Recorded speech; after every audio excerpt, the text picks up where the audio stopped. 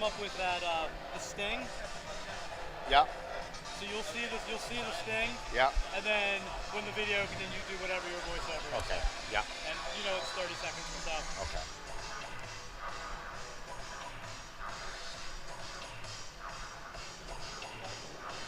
Yep. Tell me when you're up. Stand by, man.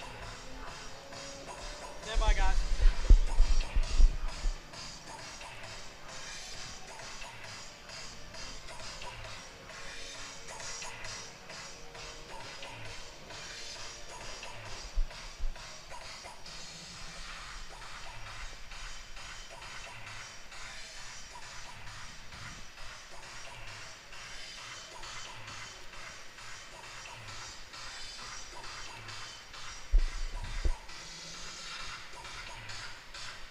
Players, can we please make our way to the tunnel?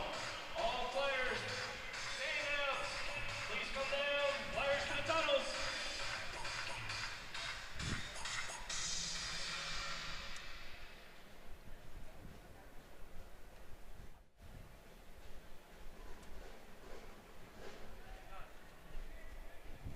Testing 54321, testing 54321, testing 54321. Okay. Go whenever you're ready. Coming up after.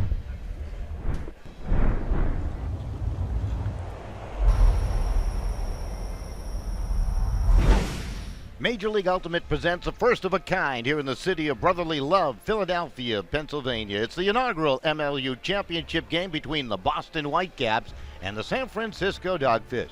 So it's fitting that tonight we crown a champion in the city where our forefathers signed the Declaration of Independence. After all, Major League Ultimate is set to make its mark on sports history. Tonight, in this historic city, two teams representing storied sports cities, San Francisco and Boston, battle for the ultimate title here at Franklin Field in Philadelphia, Pennsylvania. Hi, everybody. I'm Don Boyle and Jeff Poster alongside for the call of this one, the MLU championship game on MLU Live. And, it's a battle of the East Coast and West Coast. And what do we know about these two teams with common opponents? Absolutely nothing, Jeff. That's right. This should be a great game to watch because these two teams, they haven't played each other the way this inaugural season's set up. The East played the East, the West played the West, and they were only going to meet if they made it to the championship. Well, here we are.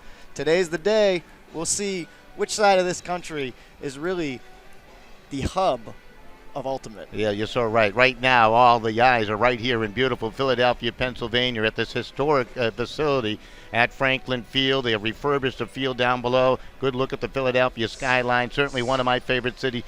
The home office of MLU right here in Philadelphia.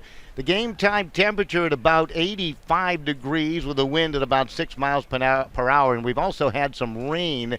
So the field, although will drain effectively, being a brand new turf field, it could be a little bit slippery because there has not been much play on that field out there. Yeah, it might be a little bit of a factor, but these guys, we saw them both warming up in the rain, and they're used to it. So I don't expect the weather to be too much of a factor. You can see not much of a breeze. This is a perfect condition. The players are cooled off with the rain. Perfect conditions. No, you're right. If they played last week, man, they would have been really warm. It was very hot and humid here in the Northeast. So welcome aboard, you folks from San Francisco. Welcome to the Northeast. And, of course, an interesting matchup with Boston making a bus trip here and San Francisco taking a plane to get here for this championship game. And you talk about the travel. It's kind of interesting. San Francisco made their way in, I believe, over the last couple of days, so they had a chance to rest here in Philadelphia. For Boston, it was an arduous trip. You were part of that trip. I was part of that trip.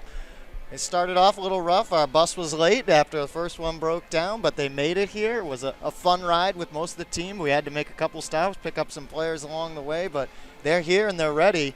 You know, they're hoping that maybe there was a little bit of some flight lag for San Francisco, but we'll see if that plays in a factor for them today. But Boston is sure ready to go after that long bus ride. Let's talk a little bit about officiating. Obviously, a lot of these guys coming from the club ranks and not playing with officials before the Major League sport came about, and now they play with the timed quarters, and they play with the officials, making the calls and scrutinizing their moves out there.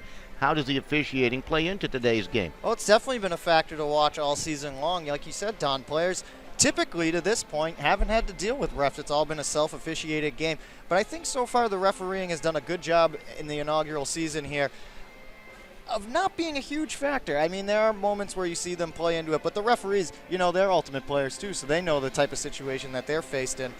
And both teams, they kind of respect, they know what the refs are doing. We haven't seen too many players try to work the referees for the calls, which is a great sign going forward for the sport. So good look at the officials down below. Great crowd making their way in here. This facility, Franklin Field, probably holds about, 45,000 or so. We're not going to have 45,000 here. Maybe someday for the Ultimate Championship they will. Folks still making their way in, but a lot of pageantry centered around this thing, too. There's been some activities for the kids down on the field earlier today with some of the MLU players getting some finer points of what the game is all about. I know there was some pregame festivities down the street that I could not partake in, nor could you. And they had a lot of fun there too, so certainly looking forward to it. For San Francisco, we're going to see them for the first time, being East Coast guys. Yes. And it's going to be kind of interesting to watch their style of play. But from what I understand, they got some guys that can play some pretty nifty defense. Oh, yeah, and that's a testament to the Western Conference as a whole. Boston cruised through the East going undefeated on the season, 10-0, while the West has been more of a defensive side of the conference, and that's forced San Francisco those 2 losses. However, talking about defense, these are the 2 best offensive teams in the entire league. They both are the only 2 teams that accommodated for over 200 points this season.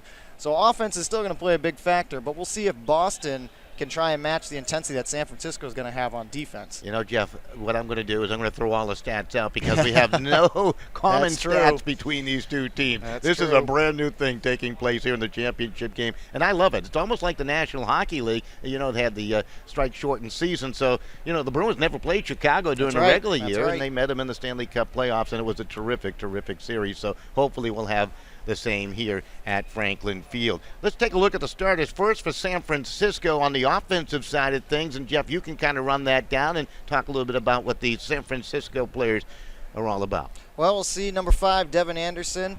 Number 9, Cassidy Rasmussen. Number 13, Tyler Grant. Number 18, Eric Greenwood. Number 20, Nick Schlag. Number 80, Kevin Smith. And number 34, Evan Boucher. Rasmussen, Schlag, and for the handlers, their defense will be number 18, Yo Kawayoka will handle. Lucas Dahlman, number 35, a cutter. Number 16, David Abram. And number 12, Sam Canner will also handle. And the 3 remaining cutters, number 8, Patrick Bayless. Number 23, Jordan Jeffrey. And number 4, Andrew Hagan. Obviously, San Francisco will come to town with some key players that need to perform at their highest level if they want to win a championship. Yeah, Yo Kawayoka, Tyler Grant, and Evan Boucher are a couple of the leading players here for San Francisco, which is going to be important because they're missing a few players today due to the World's team. But these 3 guys can get it done, and they need to do it today against the high-power Boston offense. A team that you know very, very well. You had a chance to follow them around, and we'll take a look at the Boston starters on the offensive side of things first. And, before you start talking about these guys a little bit, Jeff Graham's name just stands out to me. A lot of folks say he might be the face of what this league is all about. So he definitely is. I mean, Jeff is a great guy on and off the field, and he's definitely – a lot of the reason the Boston players signed on and tried out for this team was because of him. He was there. But as we take a look at the Boston offense, you can't discredit Brandon Malachek, main handler there, as well as Alex Cooper, another great handler. There's Jeff Graham, of course, listed as a cutter, but he can do it all. Marquette also has had a great season as a handler. And then Peter Pyle, Danny Clark, your favorite, and Jake Taylor, great cutters and just a great offensive unit all around for Boston. I did make a mistake in the playoff game that we had a chance to cover, in which Boston obviously beat D.C. I went up to Danny and I said, Danny, you are my favorite player. Can I have your autograph? And I didn't know you were so smart. You went to Cornell. He said, no. You looked at the wrong name on the roster. The guy right next to me on the roster sheet, he went to Cornell. I'm not that smart. So he dropped a couple of notches in my book. I thought he was an Ivy Leaguer. No, I'm only kidding. But certainly terrific on the offensive side. And you're right, Danny can get the job done. He might be the key guy on that offensive side for Boston. How about the defensive side? Well, you take a look at the defense. A lot of Boston's success has come on defense as well. You talk about San Francisco being a defensive team, but Boston has done a great job turning defense into offense. And we see Robin Myers, Alex Simmons being the main handlers there, numbers 88 and 24 respectively. And then you'll see the other captain, Will Neff, John Hirschberger, number 43, Jack Hatchett, number 27, Teddy Broward Jarris, the little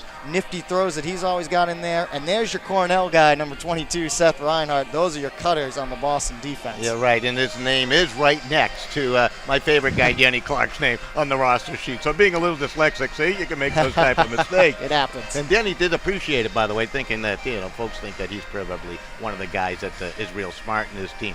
Well, players to watch, we talked a little bit about Jeff Graham, and look at those statistical numbers up there. It really tells it all about what he can do. It's funny when you list these three guys for Boston, Graham, Malachek, and Pryal. The guy missing on that, if you throw in a fourth, is Marquette. He's actually the leading point guy on the team, but these three are the ones that will be the focal point, the most talked about. Graham, obviously, the young upcoming star for the league.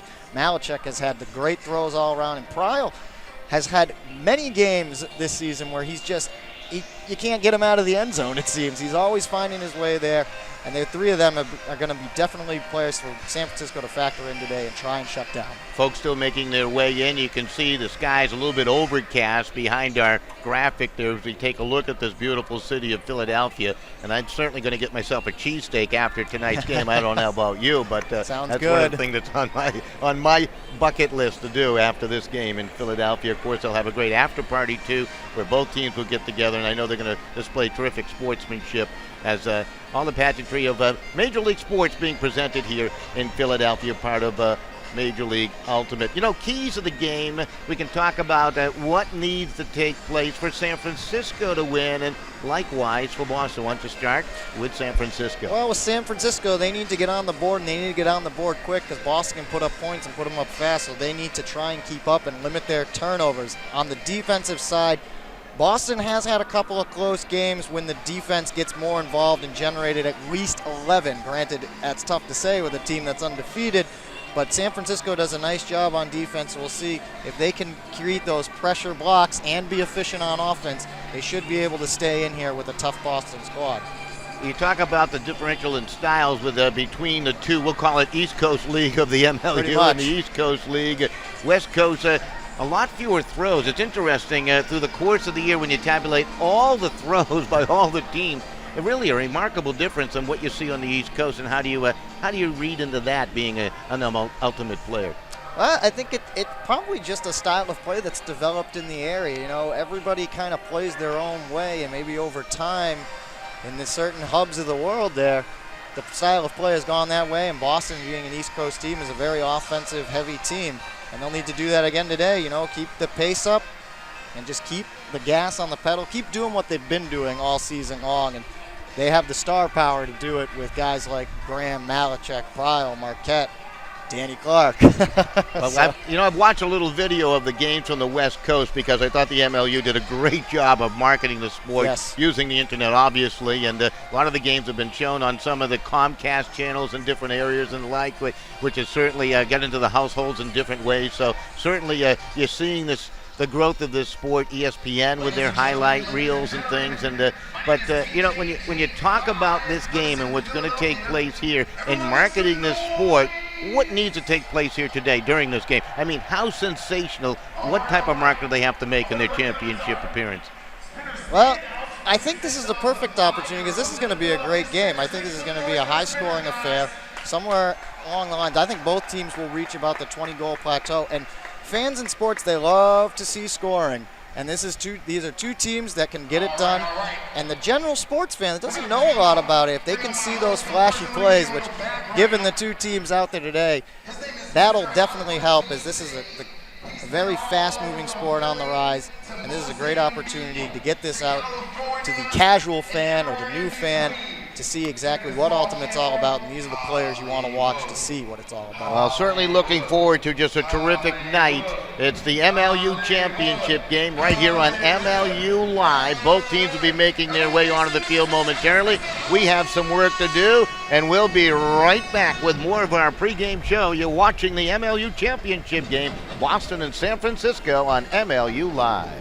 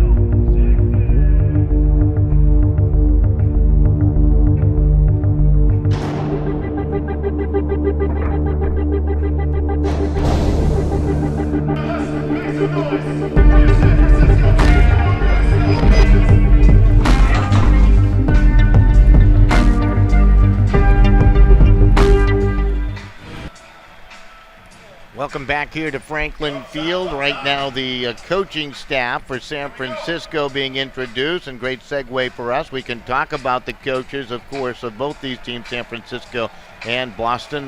Justin Safdie is the head coach, a guy that knows an awful lot about the East Coast. He was once at Brown. That's where he began his ultimate career as a student, and that's terrific to see. And here he goes coaching now this outstanding team, San Francisco, into this championship game. Yeah, it makes for an interesting storyline. A guy coming from one side and going over to the other, basically, in Coach Safdie.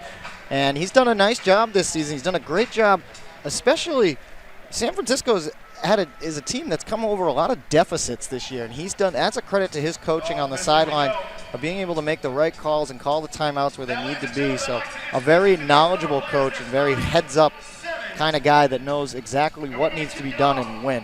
Exactly. We'll see his coaching style in full form here today against the Boston Whitecaps. So the Dogfish are on the field. We're awaiting the Whitecaps to make their travail onto the brand new turf field here at Franklin Field in Philadelphia, Pennsylvania. And their head coach is Jason Adams. And Jason, real likable guy. He's got a great attitude and very confident he has a team that will win this game. Yeah, Jason Adams, I think very confident is an understatement when it comes to Jason.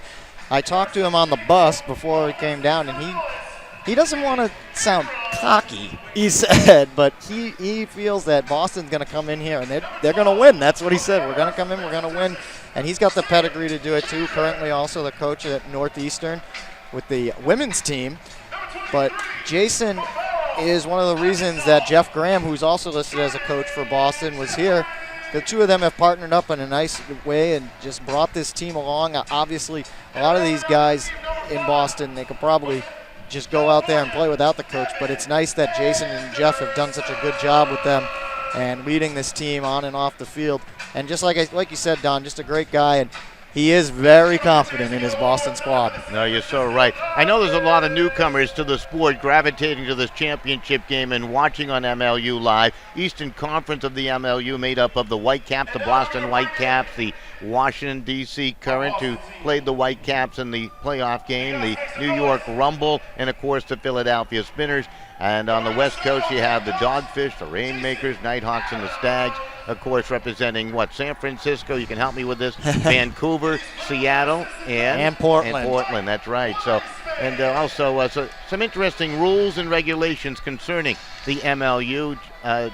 Jeff, why don't you just talk about that for just a second as we take a look at head coach Jason Adams of the Boston Whitecaps. Well, the rules are a little bit different than the traditional ultimate game, in a hat league, at a club level, just a pickup game. You don't play with a clock normally. That's changed with the MLU. We've got 4 10-minute quarters, a 15-minute halftime. And I think one of the biggest difference, and the players had to adjust too, the stall count which is essentially, we can compare that to the shot clock in basketball. It's only 7 seconds here at this level. Traditionally, it's played a 10-second stall, so players had to adjust. Also, the player defending the handler for the stall count does not call it here. Normally, it's a player versus player type of thing, but with the referees, they make those calls. They also make the calls more on contact, and it's just more of a penalty instead of sort of a turnover. There's more turnovers involved with the contact, and traveling is more often called with the referees than you would see in a traditional game. Field's a little bit bigger, as we see. It's played pretty much on the football field. The end zone 20 yards deep as opposed to 10 for football. As you can see, the pylon's there at the 10-yard line, but it's a little bit wider than the football field. You see that orange line painted out around the outside. So I often try to describe Ultimate to people who are new to it or don't know anything, and it's difficult. They ask you to compare it to a sport. I try and say it's a strange hybrid of football, soccer, maybe a little hockey in there too, and then it has its own elements as well. So it certainly does, and you're going to see some outstanding athletes compete here in this championship game on MLU Live. We're going to take one more break, and we'll be back with more of our pregame comments right here from historic Franklin Field in Philadelphia, Pennsylvania. Up next, it's the MLU championship game. Now, ladies and gentlemen, are you guys ready for a great game this evening? This is the championship game. Ready?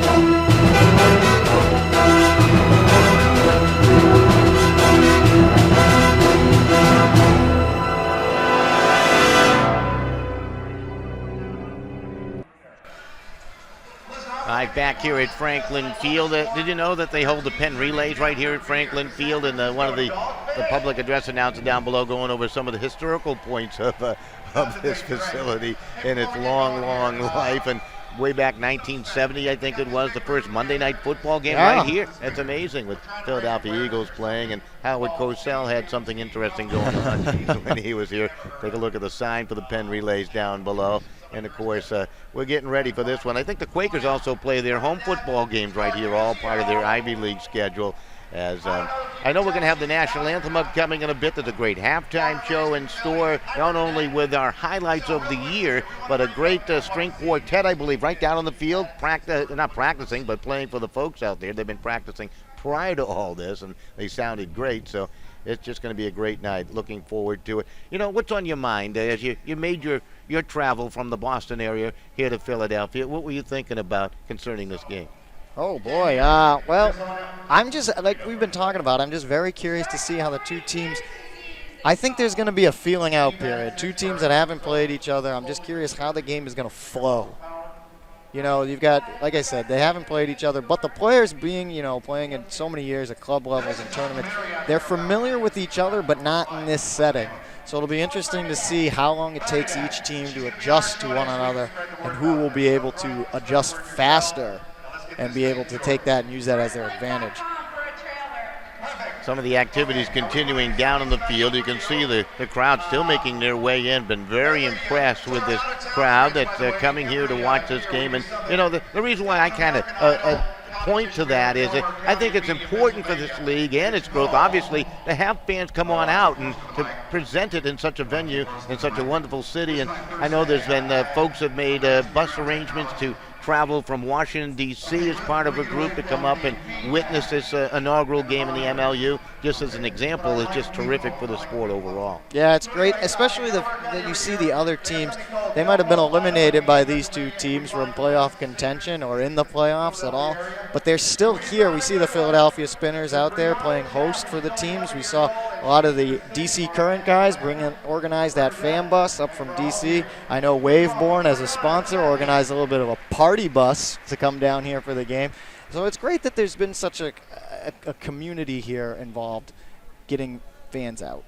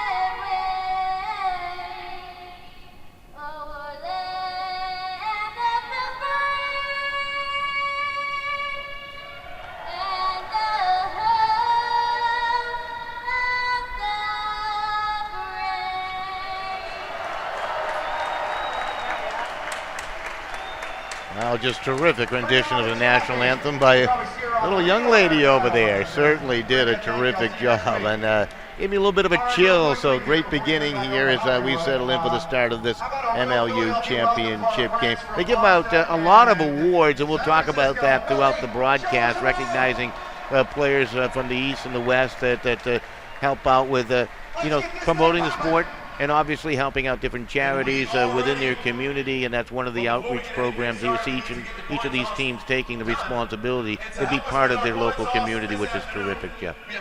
Yeah, it's been great to see how the players have taken their opportunity as now professional athletes and driven that back into their own communities and some schools around the area. I know a lot of the Boston players, they went and ran clinics at the various high schools around the area. There was a clinic here today that you talked about. So it's been a nice job. All right, we're going to take one quick break. We're going field side in just a moment. We'll be back with more of our pregame coverage right after this.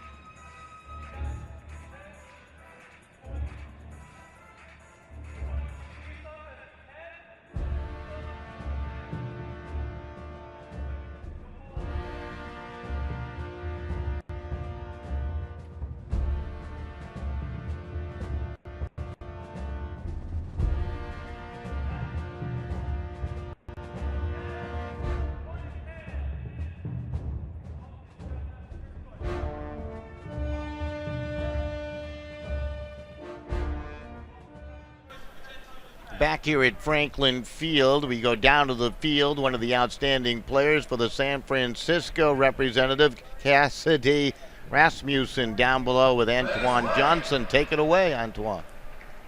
I'm here with Cassidy from the Dogfish. Cassidy, welcome in Philadelphia. Excited to be here? Yeah, I'm looking forward to this game. What has preparation been like for the Dogfish to play this Boston team?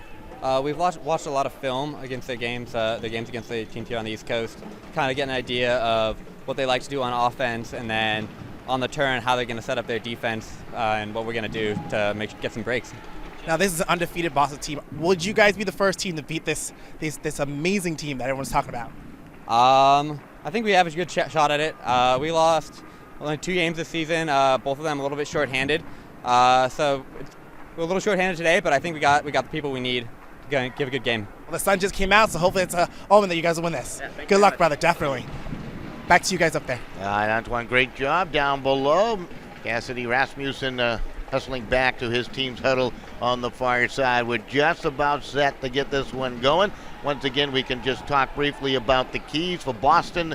You know, I was reading the MLU website. I'm not smart enough to put this stuff together myself, Jeff. I don't deserve the credit. They need to complete about 94% of their passes and, well, score 19 or more points if they want to have a hope to win a championship. Yeah, Boston, they're the only team who hasn't had a team score 20 on them, and only once has Boston, and that was back in the first or second week, I believe. They didn't score 20, so should be interesting to see if that plays a factor, and with two high-powered offenses today. But that'll be a key factor for San Francisco if they can just slow down Boston, and that's a tall task. And it also makes sense that San Francisco would like to keep Boston under 90% completion ratio. If they can do that and score 20 or more, they will win. I mean, that is just some great stuff I got off the website. They score more, they win. I like that.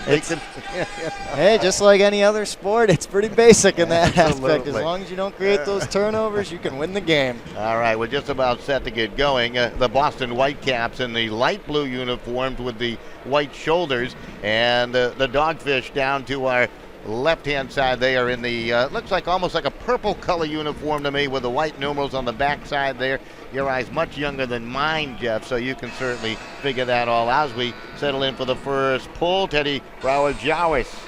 Jarvis out of Roger Williams, and he's 6'2" with the first pull here in the championship game. We haven't talked about that aspect of the game. As kind of holding it for this moment. How important will the pulls be here today? Well, pulls are always great. You got to start off every point the right way. And Teddy does a nice job, as well as Will Neff and John Hirschberger, the main pullers for Boston. But if you get a nice long pull that's going to land right at the back of the end zone, it gives your defense enough time to get down to the end of the field, set up, and try and force that turn. We are underway in our championship game.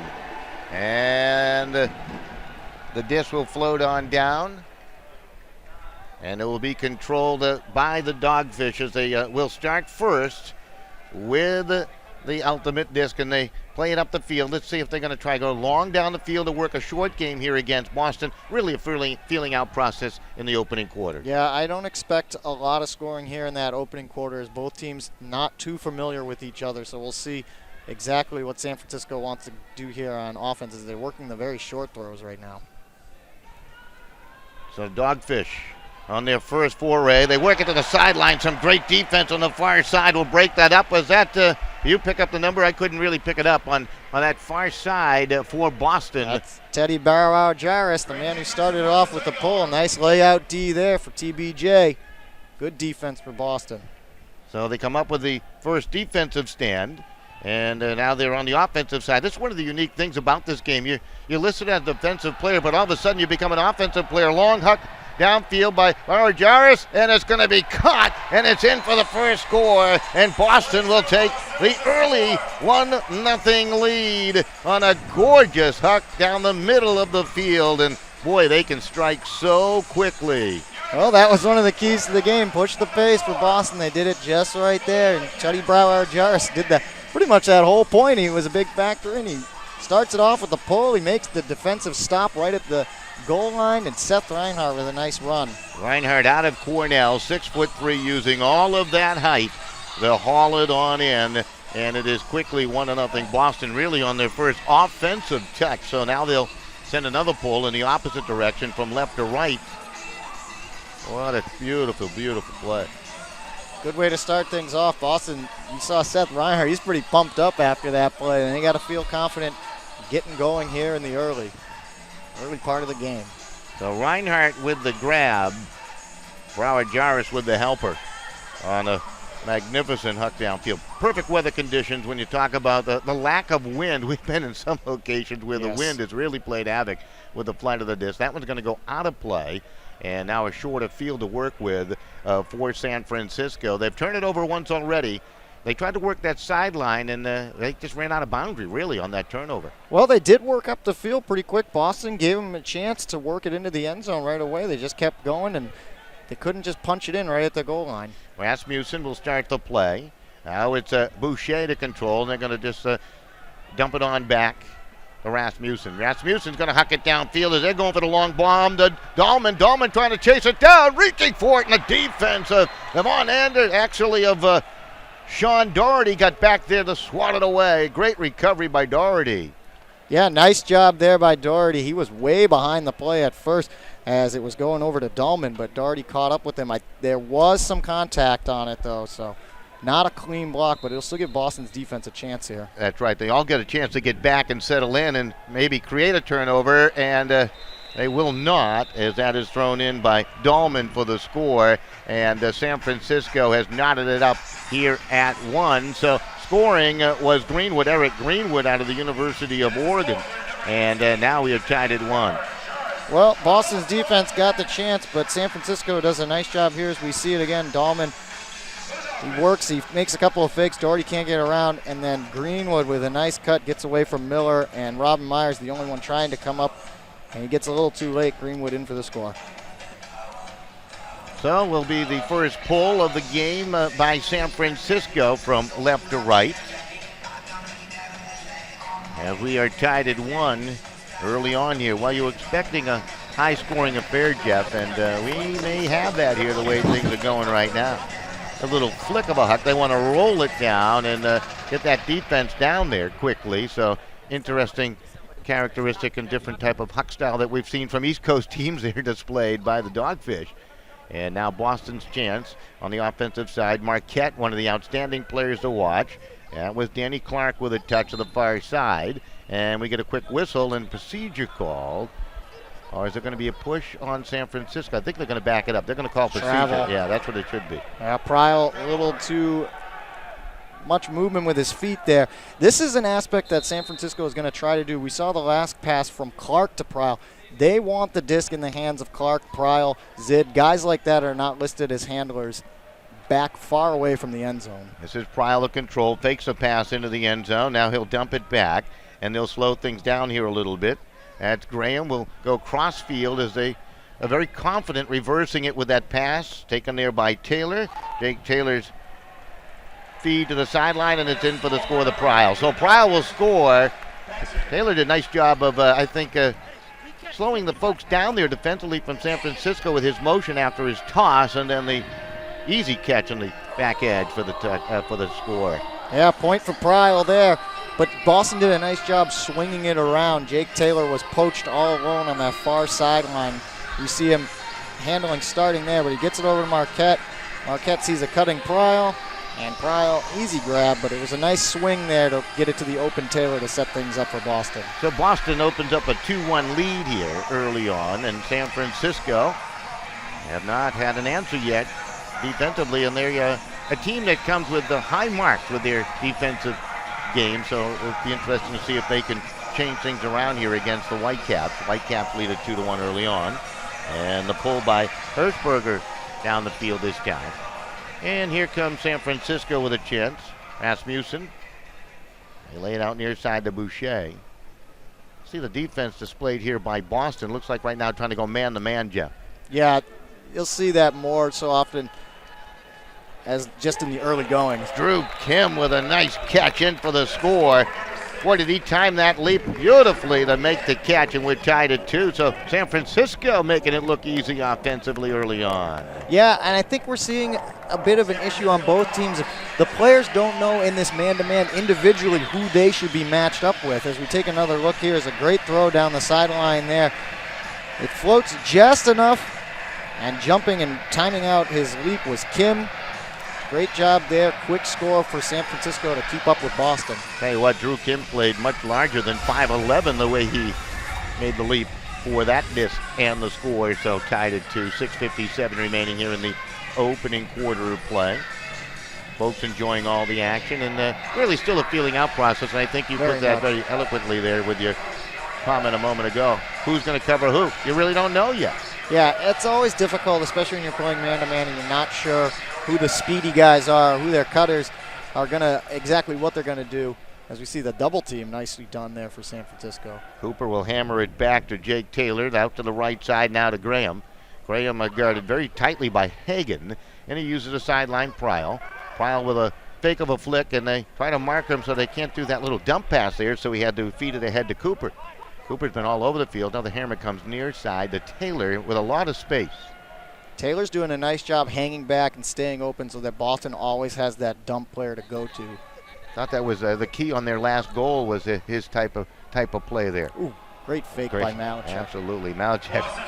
Boy, lays it into the end zone. It's going to be intercepted. That was a dangerous pass, obviously, and it was picked up by Devon Anderson down there.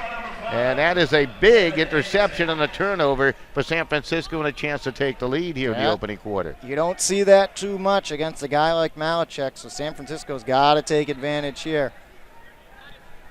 I think Anderson is playing a little cat and mouse, laying off that passing lane, so to speak, and just cut into the lane with great timing to intercept it away. So now the Dogfish with a chance to take the lead, and they're slowing down their attack here with this possession. Not utilizing a timeout to get out the offensive handlers, going with their D handlers here, and there's a pass. And I think we had a hit arm there. It's going to be an infraction against Boston there for some physical contact. Yeah, I think it was Prile making the cut in. No, excuse me, it's Alex Cooper. Just might have gotten a little bit of the arm instead of the disc. This is Canner controlling. And they decide to rotate it back. Kawaoka, player to watch. He's a good one. He'll control again. Where's number 19 for the Dogfish? Kind of a dangerous pass. Nice leaping catch by Zach Travis. And all of a sudden now, Dogfish really starting to push it up the field. That's Hagen, and they're in for the score. Yeah, nice job there by San Francisco. Boston had a big D attempt that wasn't there for them. They couldn't reach up and grab it, and that put the Boston defenders had to back up and try and cover more ground, and it didn't work out. We saw Danny Clark back up, but he had to try and just cover the ground. You see it again. You see Clark, he's backing away. He's trying to just cover the ground, and in sneakily, or sneaky I should say, is Hagen. And there's nothing really much you can do when you got one defender stuck all the way back at the other end of the field. Good job by San Francisco to capitalize on a man-up advantage. Jordan Jeffrey out of Stanford University with a nice throw in for the score to Hagen. So San Francisco with a 3-2 lead over Boston here early on. We're still in the opening quarter of play. Nice to have you with us on MLU Live as we bring you this MLU championship game, the first of its kind right here at beautiful Franklin Field. And here comes a pull from right to left. Boston turned it over last time they had a touch. You know, they try to, be analytical or think about the way both these teams now have turned it over. It was a pass to the sideline. There was a good defensive effort by Boston. We'll get to that in a moment as they're going to use the long huck down the field, and they strike easily as Prile will score as he captures it in the end zone. Well, Boston will do that to you. They get out. They don't waste any time. Their offensive unit was still out there after the turn in the last play, and Prile, he pretty much took it from the pull and just kept running. He never stopped. As you see, Marquette catching that one nicely against two defenders, and Prile, because he didn't stop running, is all alone in the end zone, already his second score of the game. Boy, he was about 20, 30 yards easily in front of the competitors right there. So there you go. We're tied back at 3. Well, the pull coming from right to left. Point I was trying to make you analyze the turnovers. Boston forces a turnover on a sideline pass. There was no intercept. And then you had the Dogfish with a clean interception. How does that play psychologically, those type of turnovers? Because there is some significant difference in the way they were both performed out there. I think at least for the interception, it's got to be frustrating for a guy like Malachek who threw it. His cutter wasn't there where he wanted to. Prile was behind the defender. I don't know if Prile was the intended receiver. We saw one guy cut away from the disc.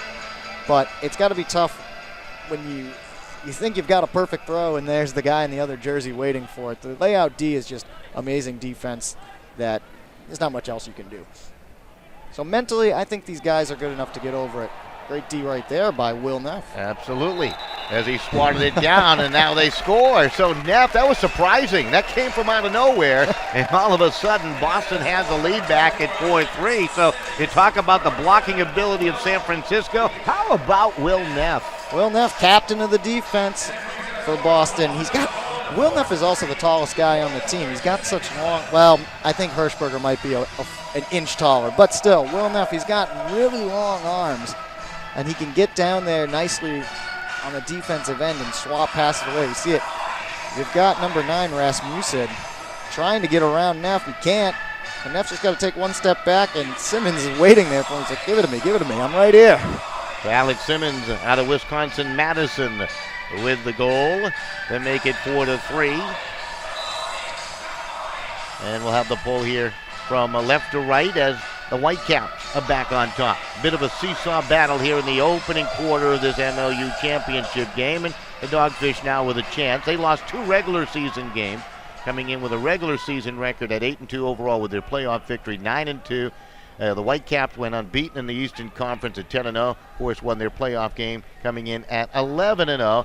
And now the Dogfish trying to show their athleticism as Drew Kim with a nice catch along the sideline. He's got great hands, doesn't he? Already has a goal. This is Greenwood, and they play it up ahead. A spinning catch by Grant. They still haven't moved it in yet. Kim looking, going to have to hurry it, and he'll find his man on the cut. That is just too difficult to defend right there in the score by Evan Boucher. Yeah, making the cut against Eric Stevens. Great cut there by Boucher.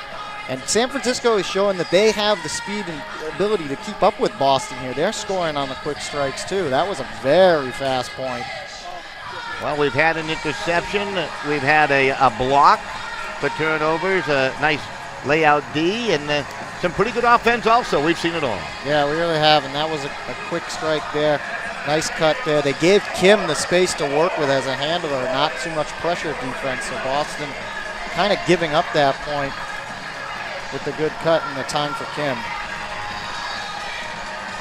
So the pull from left to right as San Francisco is knotted the score at 4, and this time they'll float one majestically down the Franklin Field. Right down the pike to about the 22-yard line in football perspective. Now it's controlled by Jake Taylor. He's marked tightly by Canner. A little physical play, and the officials recognize that very quickly as Hagan threw a little bump right there, and it's going to be controlled by Graham on the far side. They double team him on the restart. Well, San Francisco's being smart with their defense. Now it's what they're known for. Those double teams are going to try and pressure Boston's handlers into making a sloppy turnover. Marquette to the sideline. Pryle had to tightrope that sideline. I don't think he'd walk over Niagara Falls with that balance, but now a turnover as that pass was forced downfield. And really, Dogfish put him into a little bit of disarray, obviously. They did, and that's one of the keys that San Francisco's want to go to. Get it to guys like Pryle, or force it to guys like Pryle. Like I said, Pryle, Zid, Clark, guys like that who are normally those deep downfield cutters. Force them into handling far away from the end zone. They did just that. Tight defense displayed. Nice catch by Devon Anderson coming back to the disc. And now the penalty might have been away. I don't know if there was a push-off by Anderson somewhere or it was away from the disc, but a 5-yard infraction called against the Dogfish. So they quickly restart play. Jordan Jeffrey. Travis. Well marked. Goes cross field. Look out. Oh, some layout deep by Pryle. Just couldn't get it. It's into the hands of Hagan. Oh, man, what an effort. Yeah, that was a tough play. He was pretty far away when the throw was made. He was trying to read it. Kawaoka able to tightrope the goal line and score for San Francisco with a nice catch. Back and forth they go. Neither team really surpassing the other here in the early goings. And Kawaoka, another one just kind of waiting at the end zone line. That'll give the Dogfish a lead here. As we see it again, there's a nice play there. A good attempt there from Pryle, but just waiting for it. You see him, he's pretty much all alone. Clark is the only guy near, but he's trying to cover Anderson, and Kawaoka loses his man on defense and just stands there and says, I'm right here. He put the brakes on and said, you're right. Hello. A little short pass, and it's 5-4. Pull coming from right to left. Lights are on here at Franklin Field. Really not needed as of right now, but in preparation of some nightfall. And here's your pull. Good strong pull by Kevin Smith out of the University of California, San Diego. Well, the Whitecaps trailing by a point. And let's see the defense shown by the Dogfish. There's a long huck. They're trying to just break that defense with a long huck to Graham for the score. Well, that will do it. That will break you back. It's Graham with his first, and we're tied at 5. Well, that was the story of the first half of the season for Boston, was the Malachuk-Graham connection, and they went back to it right there nicely. I think Graham might have given him a little nod like, hey, I'm going, just you send it up and I'm going to grab it. Tell you what, the defense wasn't too bad on him either. That's true. It was close, but Graham had the better positioning there. The disc floated more out to his left, and he was able to kind of follow it and read it better. If you see it again, watch as the disc, you see Graham, he's watching it, and he starts to turn more to the left where Hagan can't get the position, and Graham is able to easily jump up and grab it ahead of Hagan. Yeah, Graham with a little bit of a size advantage, not much, about an inch over Hagan, and that certainly came in handy too. So we're knotted again at 5, 2:18 remaining in the opening quarter. Had some physical play here too. So both teams trying to figure things out, really more so defensively than offensively here, as they have scored goals at will. Tyler Grant controlling, and he'll dump it on back. Boston trying to deny that swing, so they picked the middle of the field to Boucher. Asmussen, who joined us during the pregame show. Greenwood came back smartly to it, and now the Dogfish use him. It'll flick out to the right here. Bayless rotated around to the left side. I like the way they're attacking this Boston defense right now. And they're moving very quick. Boucher with the catch, and it's in for the score. So Boucher with the goal, and boy, I tell you, that was just fun to watch. That was gracefully done, well calculated with cutters, crisscrossing, and really making it difficult for the Boston D. Well, you can tell San Francisco that they've been playing together for a while. They know exactly where the man's going to be on offense. They made those great quick cuts all the way up the field, and was very quick moving. I don't think the Hammers had the disc for maybe more than 2 seconds tops. And it kept Boston's defense on their heels, and they were never able to catch up. And Boucher just kind of making just another one of those cuts, except that one happened to be in the end zone. So the Dogfish jumped back on top by the score of 6-5. I mean, that was just like you design it in the locker room up on the chalkboard, the way they work that disc down the field. With a lead here, 1:39 remaining in the opening quarter. Now it's the Whitecap opportunity. Looks like the Dogfish have done away with that rolling pull, and they're starting to use the more traditional huck down the field on the pull here, trying to get Boston a little bit deeper. Looks like they wanted to perhaps set something up with a huck down field by Alex Cooper. Decided better than that, and now they move it up the field nicely. Truesdale seeing some time. Bench strength of Boston is very, very good. And you mentioned in the pregame comment, San Francisco a little bit undermanned here today, so it'll be interesting to see how deep they will go on their bench. Yeah, missing several key players too, especially one in Bo Kidridge. So it'll be interesting to see how they accommodate for some of those guys missing. Now they check up to Cooper, and we get a whistle. Everybody seems to be a bit befuddled as the disc will be called back and the infraction against the Whitecaps. That's a big one. That's a 10-yarder. All the way back to the 45 of the football field. There's your hammer. Caught by Danny Clark. Up ahead to Marquette. And he's got the easy catch for the score. Clark to Marquette. And we're tied again at 6. Well, Marquette's had the hot hand all season for Boston, so you might as well keep going to him. And it's nice to see that Boston doesn't get phased or frazzled any sort of way when they get a call against them. Saw Malachuk have to back up. It seemed like a long 10 yards, I have to say. It looked like he backed up pretty far, but recovered quickly, 2 quick throws, and Boston ties it up at 6. See it again here. Malachuk starting things off. Hammer over to Clark. And that was actually a pretty close call, as Clark just had to wait for it. And floats one up over the head of Marquette. He's able to read it. Rallied in and for the score. So an interesting possession upcoming here for San Francisco with 44 seconds remaining in the quarter. Here's where it becomes very interesting. Those end of the quarter drives down the field really, even if they're in the first quarter, can mean victory if you use that clock correctly. So it'll be interesting to see what the Dogfish will do here from a strategic standpoint. Yeah, that's been a big factor, especially here at this level and in the inaugural season here of the MLU, is working the clock. It's not something a lot of these players are used to. See, they're going to work out the legs with a long huck, and that's going to be batted away by Jack Hackett. I feel like you could almost compare that into basketball as like a 2-for-1 opportunity. You try and score quick and force the other team to come back and have to match it, giving your chance the team to get it back. Boston's going to try a hook of their own with 15 seconds remaining in the quarter. That one's going to float to the back end of the end zone, and it's caught on the tip. Wow, Seth Reinhardt tipped it, kept it afloat, and chased it down for the goal. Well, San Francisco did as best they could to try and tip that one away, but one of the things on defense, if you're going to tip the disc and not catch it, you've got to tip it down. You got to give the attacker no chance to try and make that catch. Obviously, it's a difficult thing to try and accomplish with such a throw and reaction time being so limited, but they gave a chance for Reinhardt to make that catch. As we see Reinhardt's old college teammate, Hirschberger, both guys out of Cornell, connecting on this one, and the defender, number 34, Boucher, he tips it, and I think he tried to catch it, but he tips it just enough, and I think he knew it right away, too, that Reinhardt was going to be able to track that one down, as it slowed down enough for Reinhardt to catch it before it went out of bounds. So Boston able to capitalize, still 8 seconds remaining, so certainly time for San Francisco to take a wallop at a big huck downfield, right? Why not? That'll be pretty much it.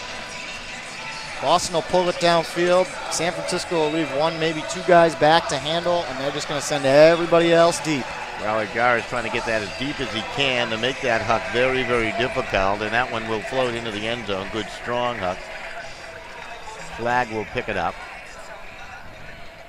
They got 8 seconds to work with. Time ticking down. They're able to move it down the right sideline to Boucher. Boucher is going to tee it up and going to huck it downfield. The horn will sound. It's going to be tipped, and it goes out of bounds. Tyler Grant, I think, was trying to tip that forward to a teammate cutting into the end zone. I think you're right, Don. I think you're right, but it wasn't as easy as a task as you think, and that's the way the quarter ends. Kyle with a pair of goals, Reinhardt with a pair of goals for Boston to lead their attack, and they have the first quarter lead, 7-6 over San Francisco. They shared the wealth offensively. We're back with the second quarter of the MLU Championship game right here on MLU Live.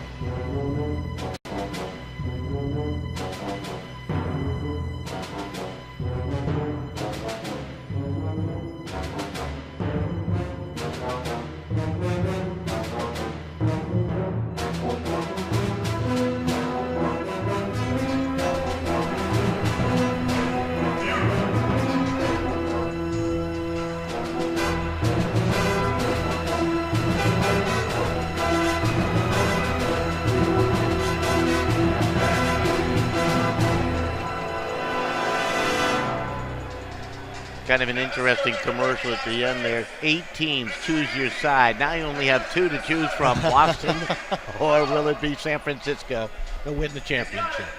Well, it's still anyone's game. I know Boston's on top, but I don't think you can really call one team or the other the winner of that quarter. It was very back and forth, and I think that was expected given the two teams' little knowledge of each other, especially on the defensive end. We did see a couple of good defensive plays, some way out D attempts, but overall pretty evenly matched so far. Absolutely. The offense is really dictating the flow out there.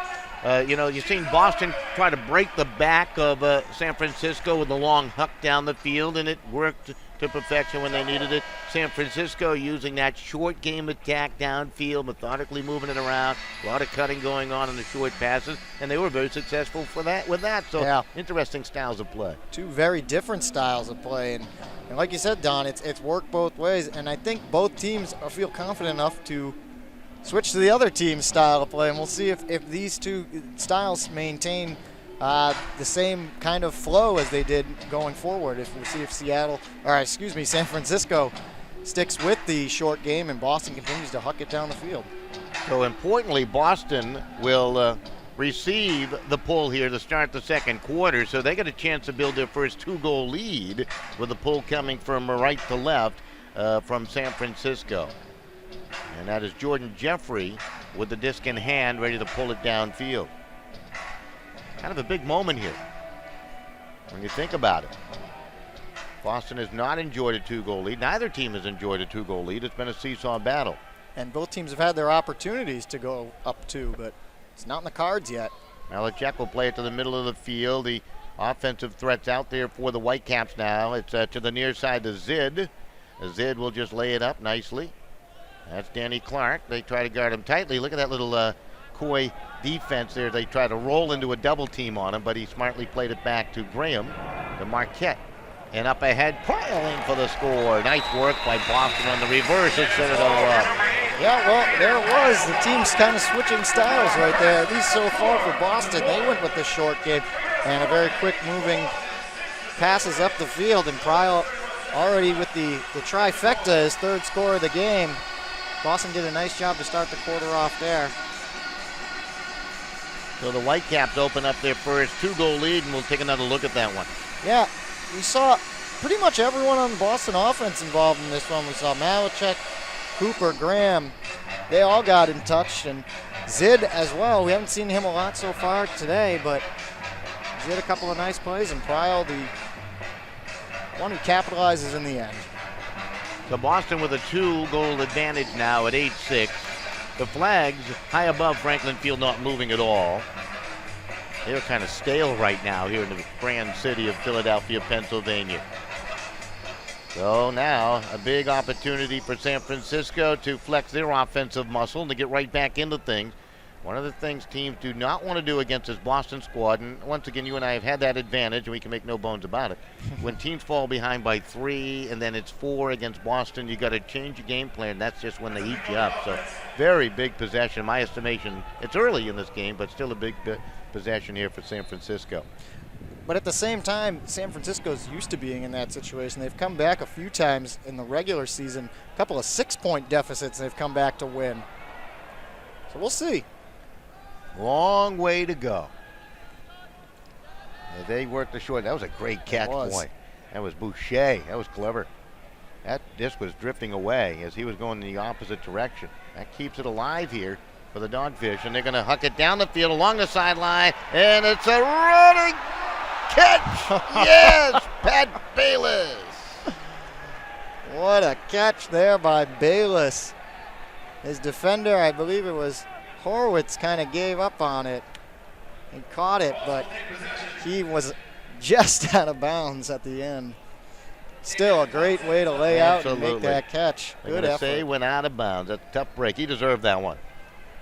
I'd like to see that one again. I thought his feet were still in play there when he laid out for that, no? That was a close call. I thought he was inbounds at first, too. But maybe they did not rule it a catch. I did not see the officials' words down there, or signal. We'll see if Didn't maybe hear the words. Here it is again. Yeah, let's take a look. Oh, I was actually wrong. It's Chris Waite was the defender. As we see now, he lays out, and his feet just never come down as he slides out. He knows it. Yeah. Good job on the replay. That's one of the things I talked about earlier, though, with the referees being incorporated in the game. We saw it was a great attempt there by Bayless, but he didn't try to work the ref after. These players know. They get up, they put the disc right back where it's supposed to be, and they play on. So Boston will get it back, and let's see what they can do. And it's going to be floated on back to Simmons. Back up to the middle of the field. They're going to turn it right back on the errant feed intended for Chris Waite. And that's a tough break for the Whitecaps, and San Francisco with a chance now to make it a 1-goal differential again here in the second quarter. And we get a whistle and a timeout call by the Dogfish. So with a timeout on the field here at Franklin Field and the score 8-6, Boston on top, we'll take just a quick break, and we'll be back with more of the MLU Championship right after these messages.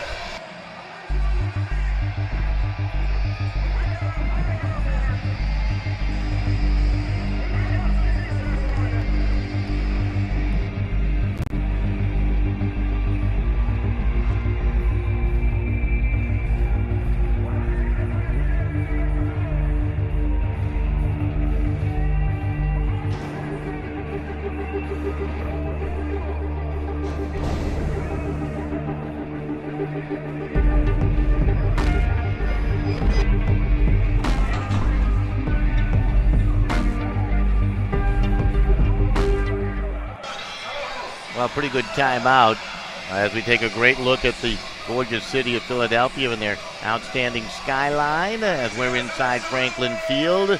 And, well, it'll be San Francisco trying to delight their fans who have made their way cross-country here to this championship game with a possession, trying to take a nibble out of the Boston 8-6 lead. Yeah, a lot of fans made the trek out here. It's good to see. Support for both teams in a neutral location.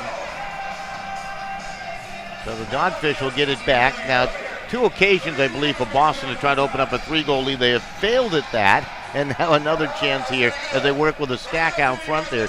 Let's see what they do. They're all going to break out of the stack. You see that in basketball and inbounds pass a lot, where the players will kind of stack in a row and all break the different portions of the court. They do that in a similar fashion here in the MLU. They do. It's a very traditional play, a vertical stack. The only thing that wasn't traditional about that one is we did not see the cut coming from the man in the back. It was I believe the second man cut in for the initial pass. Normally it's the guy at the farthest back. So the Dogfish trying to strike, and they edge it in and out of the reach of Evan Boucher. Boy, I thought he had a great chance to catch that pass from Bayless, and they turn it over. He did. He had a great chance there. He had his man Myers beat. Just the disc, I think, turned on him more, not in the direction he was cutting.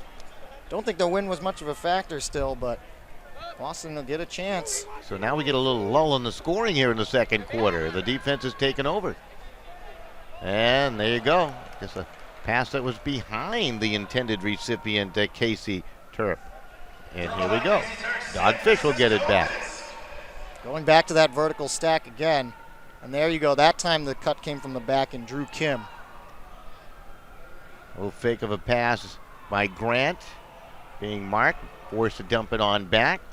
Collected by Schlegg, and his feed through the middle was partially deflected, perhaps, as Boucher just couldn't dive and catch it. I know he was blinded by the defender, and it forces a turnover. Or does it? The officials have stopped play down below. Let's see what the ruling's going to be here. No, Boston just wants to get one of their there handlers. it is. Okay. Yeah. I wasn't sure either, the way they were. They were just all mulling around That's there right. for a second. That they're going to change things up. We've seen that in the past. Now Boston will call a timeout, and we'll keep it right here through this timeout. Obviously, they use the timeouts in very strategic fashion, and maybe you can talk a little bit about that, Jeff. Well, right now, Boston's going to switch out their O-line and their D-line. As we've seen the D-line struggle just here now when they've come back and taken over on offense, not being able to really move the disc. So I expect you'll see the O-line back out for Boston as they would like to increase this lead. And like I said earlier, put your foot on the gas and don't let up. They want to get that 3-goal lead and get San Francisco down as much as possible while we're still here in the first half. So the timeout continues. Your score is 8-6. The Boston Whitecaps over San Francisco. And San Francisco has not scored a point here in the quarter. And really for Boston, well, they have scored just one. That's all we've had. 1 goal in the quarter, and that was by Peter Pryal, completing his hat trick here in the first half, if you'd like to use that terminology, Jeff. Yeah, he really did. He's had games where you score quite more than that. It's a little bit different from hockey there, where 3 goals for one player, it's a big deal, but it's not as rare as you would see in a sport like hockey, or even football with 3 touchdowns to one guy. So I'm sure Pryal looking for more. Absolutely. What's a good number? What's a great number? What would you call it? 8, 9, 6, 7, 7. Well, yeah, 7 would be really good. 8, 9. That's fantastic. You ever done that in your playing day? No, I didn't think so. I can't quite say that I have. It's been a balanced scoring attack for San Francisco Dogfish. This is Boston. If you're just tuning in, the Whitecaps representing the Eastern Conference and, of course, the East Coast against the San Francisco Dogfish, the MLU championship game. And it's certainly terrific. Of course, a lot of folks would call the disc that they are using a Frisbee back in the old days. And it's now a professional sport, Major League Ultimate, and you're watching the championship game. And there's a tip, and it's going to float right to Graham. Oh, sometimes it's nice to have that ability to leap so high, and he'll feed it up ahead, a little fake of the pass, and the Malachek will dump it back to Graham. Good defense, good recovery there on the defense on that scramble by the Dogfish there, Jeff. Yeah, I talked about this actually when in the game against DC 2 weeks ago. Sometimes those ones, when you get it right down at the goal, and they can be the toughest ones because there's such little room to work with, but right there, we see Boston flexing their muscle to Josh Marquette. Yeah, Marquette smartly getting open, but the Dogfish made him work for it as they tried to recover defensively. Now we see the 3-goal differential at 9-6 Boston. Jeff Graham getting involved here. Marquette making that horizontal cut towards the pylon and putting his arms up with the referee. He knows he scored. So Boston on top, 9-6, 5:03 remaining till halftime. Quite a halftime in store for you. All kinds of activity on the field in celebration of the MLU championship game here at Franklin Field. We'll run down the outstanding plays of the year throughout the MLU as Boston with a high floating pole that's going to come on down and float out of bounds towards the refurbished track area here to the near side. I think the wind has picked up just a hair or two. I think we saw it a couple times causing the disc to float on that last offensive point for Boston, and that one definitely playing a factor into the pole, causing it to float out of bounds. Good position. Sorry, Jeff. Rasmussen in the middle of the field, up to Greenwood. Now the possessions, in my opinion, really starting to become quite important. Oh, and as we say it, the Dogfish will turn it right back. Neff able to scoop it up just before it hit the turf there. Didn't even have to catch it, just to let that drop. Alex Simmons might have had a fingertip on it, just enough. I tend to agree with you. Ooh, big Broward Jarvis with the huck down the field. He got 2 Whitecaps looking, 2 defenders from San Francisco. There it's batted and deflected out of play. Chris Waite had the final hand on it and couldn't haul it in. Well, there's a dog pile there between 4 players, two Whitecaps, 2 San Francisco players. And I believe behind the play on the throw, Teddy Broward Jarvis got banged up as he's going to the sideline and immediately to the bench on the far side for the Whitecaps. And you have an official standing alongside Pat Bayless of San Francisco way back at the Whitecaps 40-yard line. Here's a look again, though, at the pile up here. You see the guys jockeying for position, and then Waite and Anderson both going for it. Neither one really calling the other one off. I think it was actually Anderson who had the last touch. His hand like kind of snuck underneath that of Chris Waite as we took a look at the replay. So they bring the disc all the way back out the midfield, so there was an infraction call really behind the play. Yeah, that's what happens. There was a foul against Broward, or that hit Broward Jarvis. Had Waite or Anderson made the catch, they'd wave it off and just play on, but because they didn't, they have to take the disc back and give Boston another chance. So Boston looking to strike here, leading 9-6. Anderson controlling. Anderson will try a clever little flick that will break away from Alex Simmons, and it's taken right back on the turnover now by the Dogfish. As that defense stiffening a little bit for San Francisco. Yeah, great defense there against Anderson as he was handling. That's a tough pass because he really had to force it in hard in such a short area. Simmons can't corral it in for a catch. Now the Dogfish will huck it down. Hagan, he's got some wheels, and he'll just run underneath it, make the catch. He'll have to wait. He's on the goal line, and he'll feed it along to Devon Anderson for the score.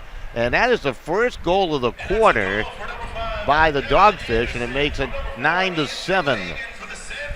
You can see right there, that's an example of the 2 teams starting to get to know the strengths and weaknesses of each other. Hagen knew he had Anderson on him who couldn't run as well as him, so he just took off towards the end zone knowing that he could beat him down. Well, didn't make it all the way into the end zone, but he had a man running up right behind him in Anderson. So Hagen and Anderson, nice job running the field against the slower Boston defenders.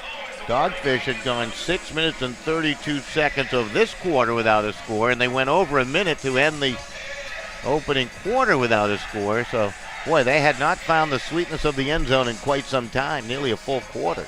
Yeah, and it's been both just some miscues as well as good defense from Boston. They've had a couple of tips, but there have just been some throws that just off balance and not exactly where the handlers want to put them. 3:28 remaining till halftime. Melechuk to control it now. He's quickly marked by Zach Travis.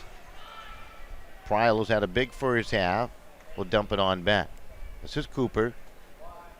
Marquette. Now Boston with the lead. That's Clark. Up ahead, Cooper. Graham fakes the pass. Graham holding. Time ticking down on that possession clock, and now they have to play it back to the middle of the field to Clark to the near side. You only have so much time to get rid of the disc. Just 7 seconds. Rosedale plays it up to Clark. Clark trying to step beyond Anderson's mark. Marquette always finds a way, doesn't he? They don't give him enough space. We get a whistle, 5-yard infraction as Kawaoka guilty of the infraction. A little too close there with Marquette. Yeah, you don't want to be in the hug zone. You know what I mean? You can't be in the hug zone. Too friendly. Marquette will play it back to Cooper. Defense by Abram. Oh, Look at that. what a cut. Wow.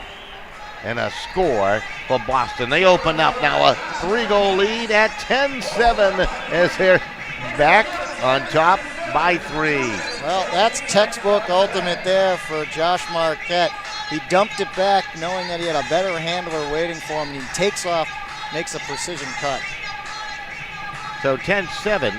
Looked like it was Clark on the receiving end. But you can correct me if I'm wrong on that one. We'll see another look at it with Marquette. Marquette starts it off. He's going to dump it back to Cooper because he knows he doesn't have the angle. But watch Marquette. He doesn't want to take the pass there, so he's all alone right about the 10-yard line, just takes off, making that great cut. All right, beautiful. So Marquette caught that. Okay. And now I believe that's his third. Yes, indeed. I was trying to help Danny's goal totals there, but Marquette on the receiving end. So that makes it 10-7. Cheerleaders across the way enjoying the action.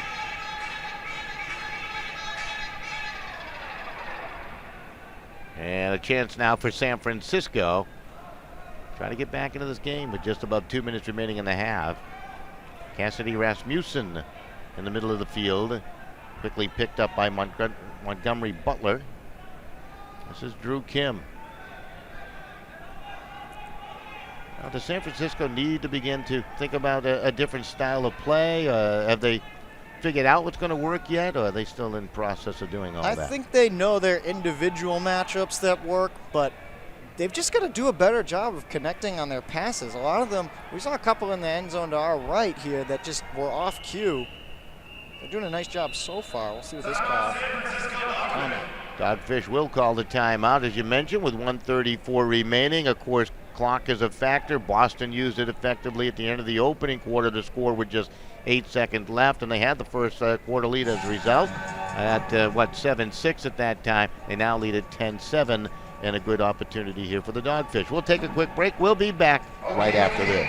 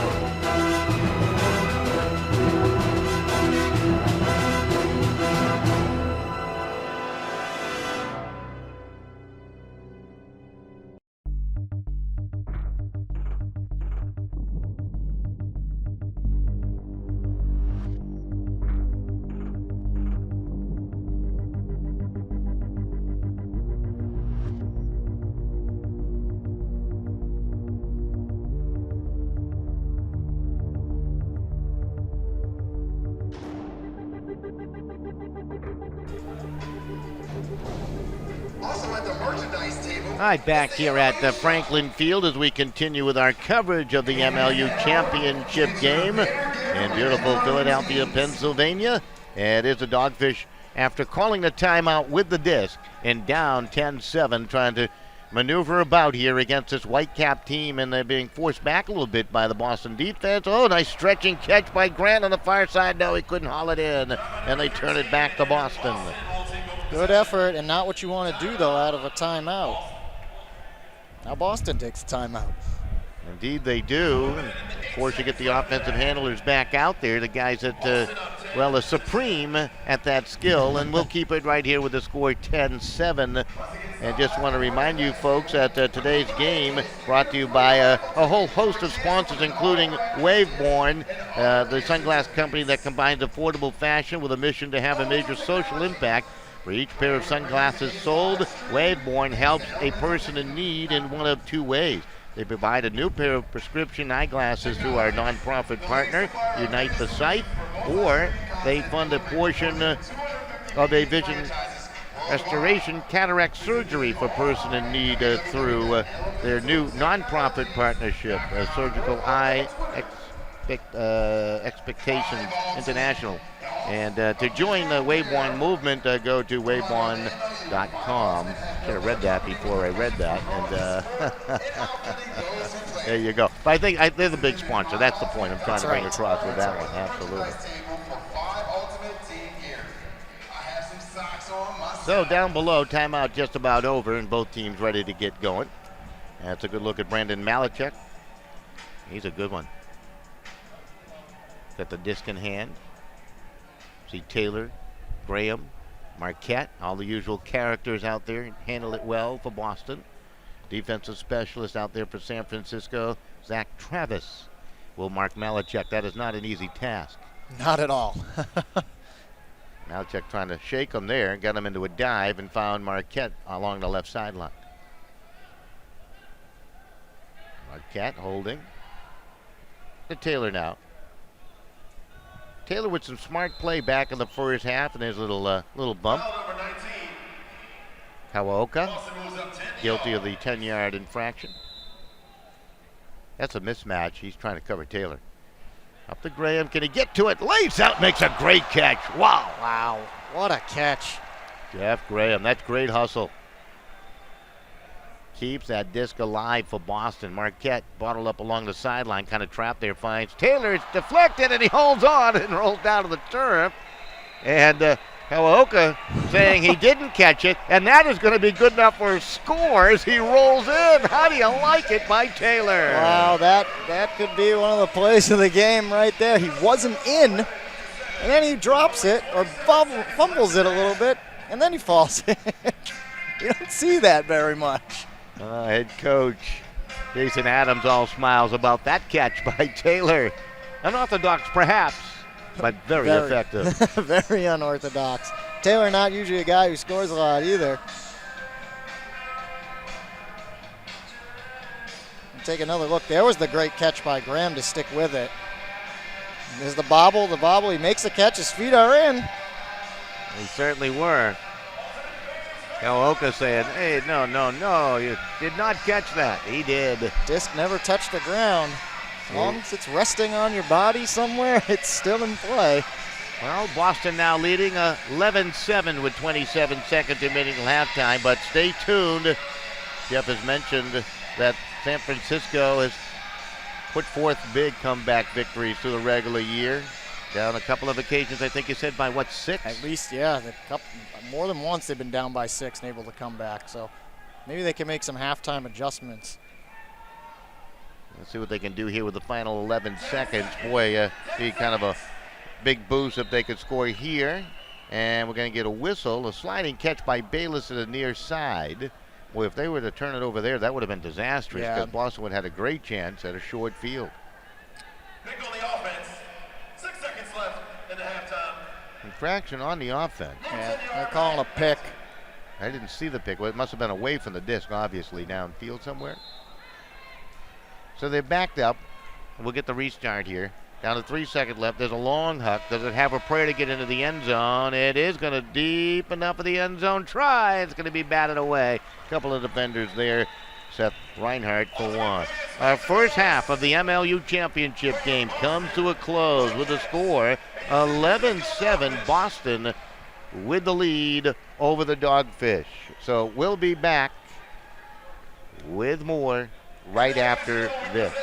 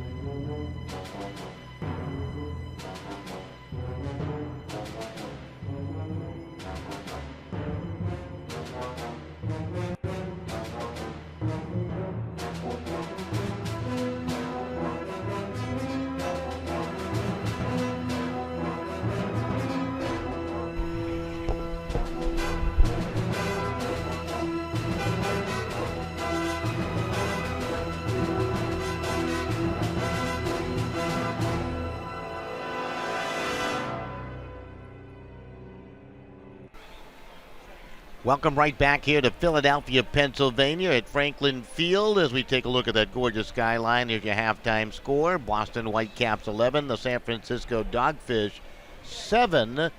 As Jeff Poster, Don Boyle bring you all the live play-by-play action of the MLU championship game right here on MLU Live. And, boy, you know, I'm going to tease the folks out there in San Francisco. I understand there's folks hovering around either a computer screen or maybe on a large television screen. I don't know. But they're watching games just like we're watching games, and everybody else certainly with a curious eye on the MLU championship game here today. So we welcome everybody aboard for the second half, which is upcoming in just a little bit. We've got a lot to do here at the halftime, Jeff. One of the things we'll talk about the first half of this game. Why not? That's right. The reason why we're here, 11-7 Boston. And really, we've watched the Whitecaps play long enough now that they're starting to really play their game and distance themselves away from the Yeah, San you can Francisco tell team. they're starting to get in a groove here. You see a couple of replays. They're working those big hucks because they know they've got speed. And this was a great play here from Seth Reinhardt as he stuck with it. Boston is, they're a team that shows a lot of resilience and sticks with the plays. We've seen a lot of layouts from them already that go in for great catches. Jeff Graham had a nice one earlier. Here's another good play. Marquette finding Pryle. Pryle had a nice, at least early on, had a nice first half, 3 goals. Marquette had 3 goals.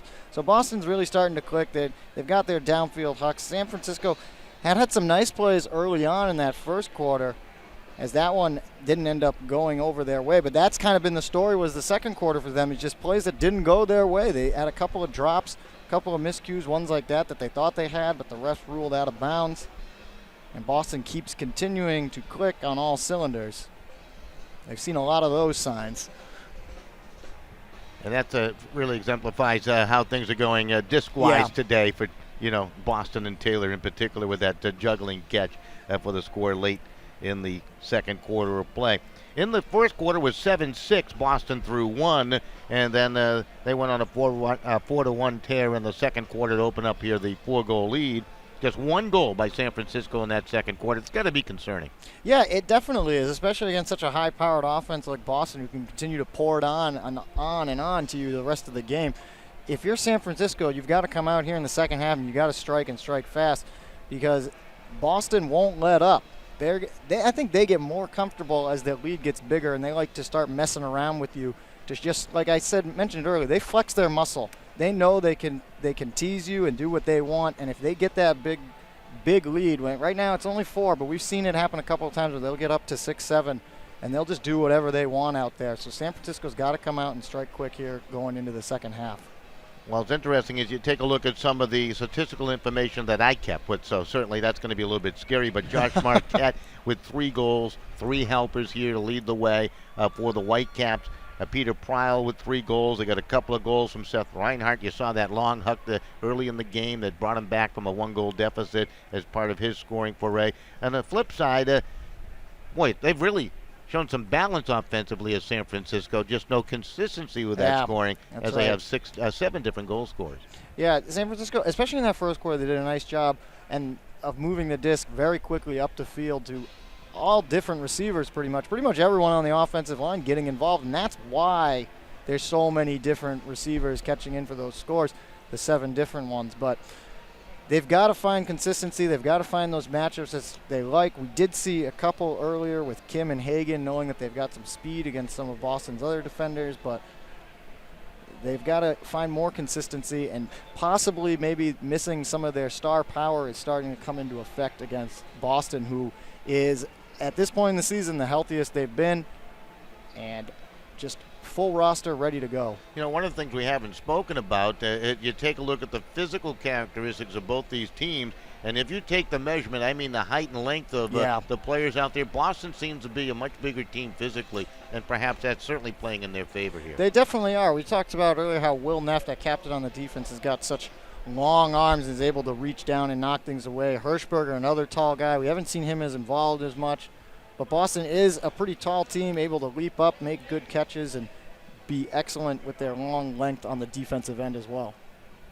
We're going to take a quick break as you see one of the local radio stations down there certainly entertaining the folks. You got some activities going on across the way, and a great crowd here at Franklin Field. We'll step aside, back with more of our halftime show, and as promised, we'll have the plays of the year upcoming right here on MLU Live, so stay with us.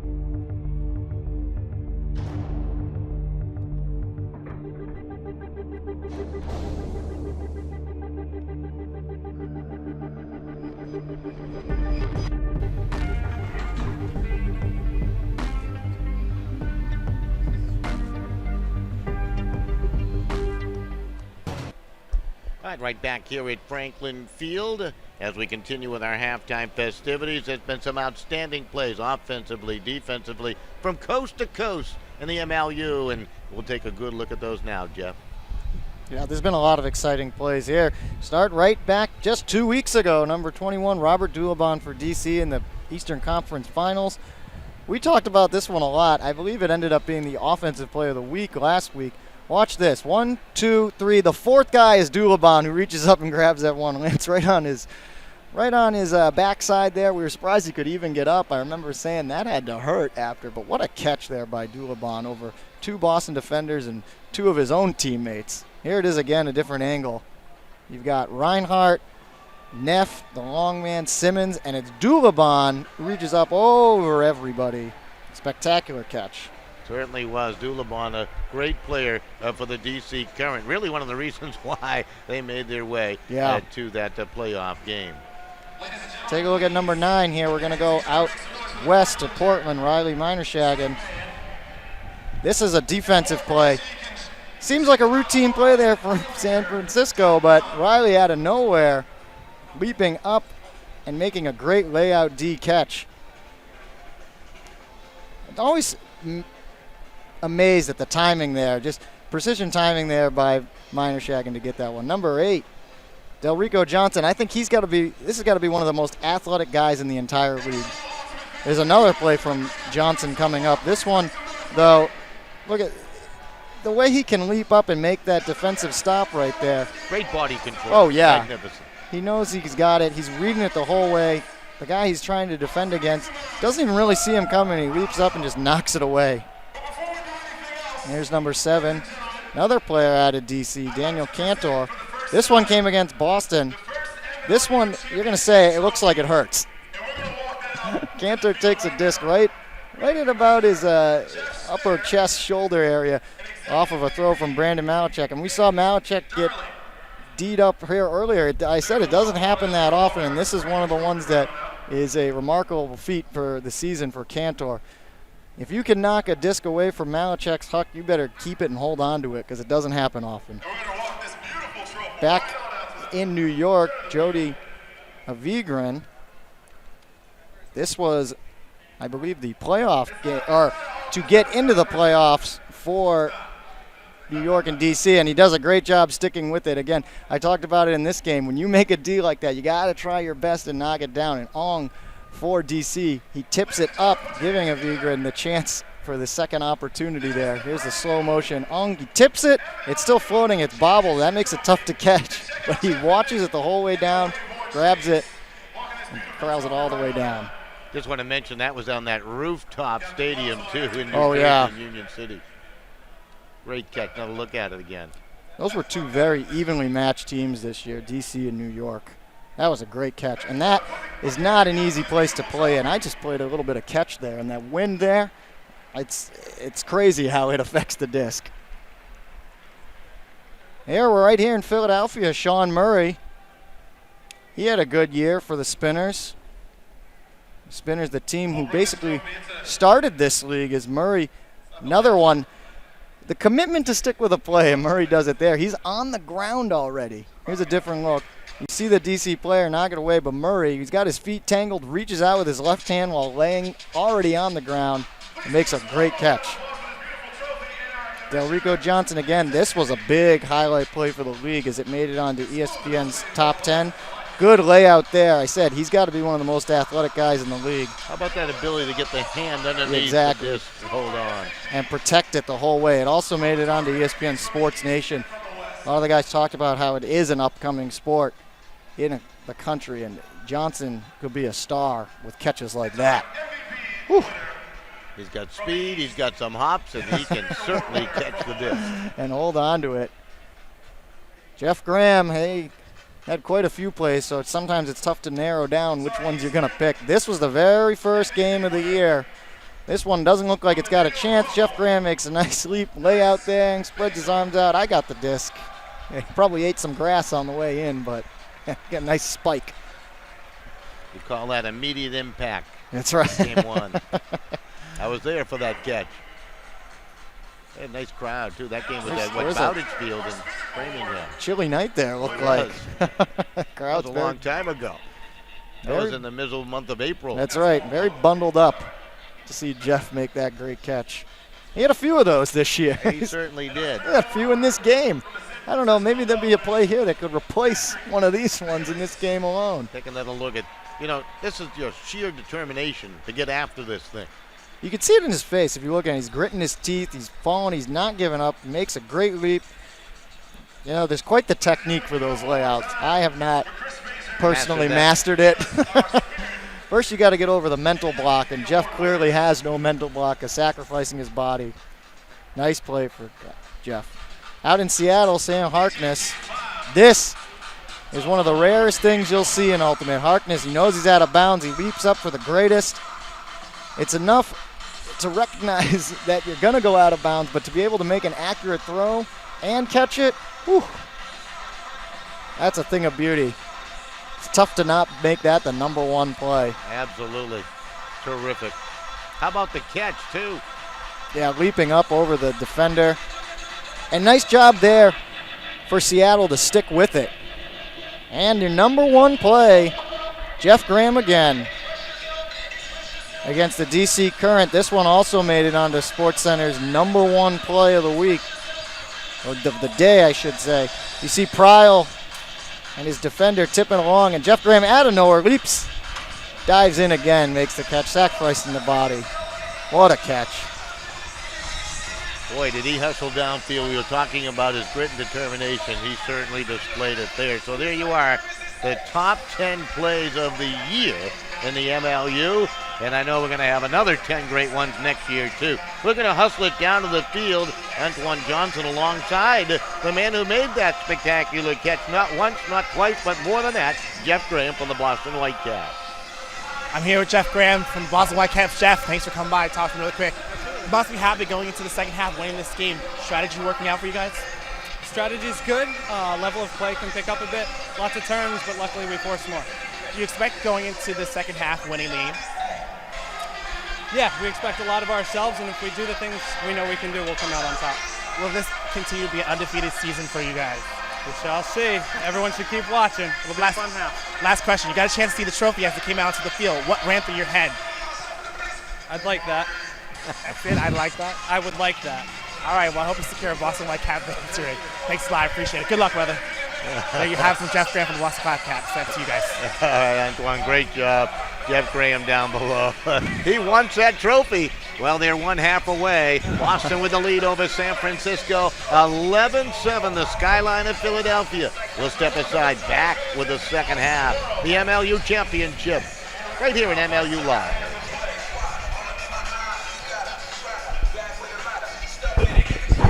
Video looks good, huh?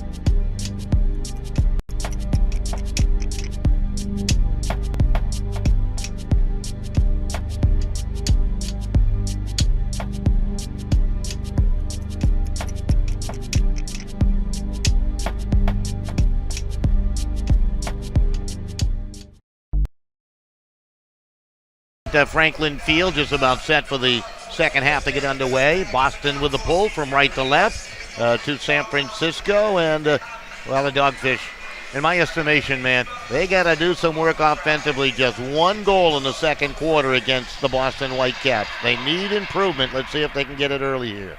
Good to see. That's Teddy Broward-Jarris back out there pulling, so it's like the injury was nothing too major to him. Just shake it up a little bit.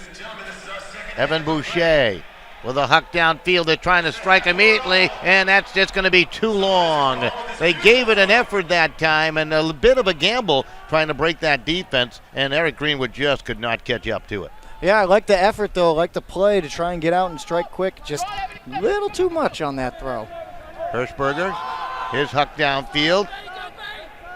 Our job is trying to get it, and that's knocked away. That's great defense by Evan Boucher as he leaps high. So both teams trying to go deep here in the early going as they step it up a notch with their intensity here in the third quarter, and they go with a long hook downfield. This time it looks like it's good for the score. Evan Boucher out of the University of Louisville. Wow, Boucher all over the place right now. Couldn't quite catch up to the first one. Ends up getting it a second chance there, but he made sure he had the second chance with a great D right before that. Let's take a look at it again. See a nice handler there in Tyler Grant. San Francisco wanted to come out here and strike quick. They couldn't do it, like I said, on that first attempt to Boucher. Just a little too far, but that one right on the money. Boucher reeling in the whole way. You can tell San Francisco's got a couple guys out there. They're a little faster than Boston. They got to use that to their advantage and try and run downfield quick. Yeah, that's a great observation. Yes. Boston might be bigger physically, but they do have some quick guys when you talk about San Francisco. And I just want to mention that Tyler Grant made that nice chuck downfield, picking up the assist from, went to school at Princeton University, not too far from the grand city of Philadelphia, about maybe an hour away, if that. Down 95. Got to go down that treacherous Route 1, however, to get there. It is a tough ride. So now the Whitecaps, that's Graham controlling.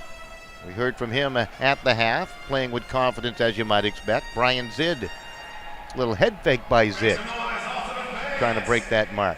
Well, they'll play it on. Graham, back to Taylor. How valuable has Taylor's smart play been, his IQ of the game? He really has. He's done a nice job. This is a great throw here.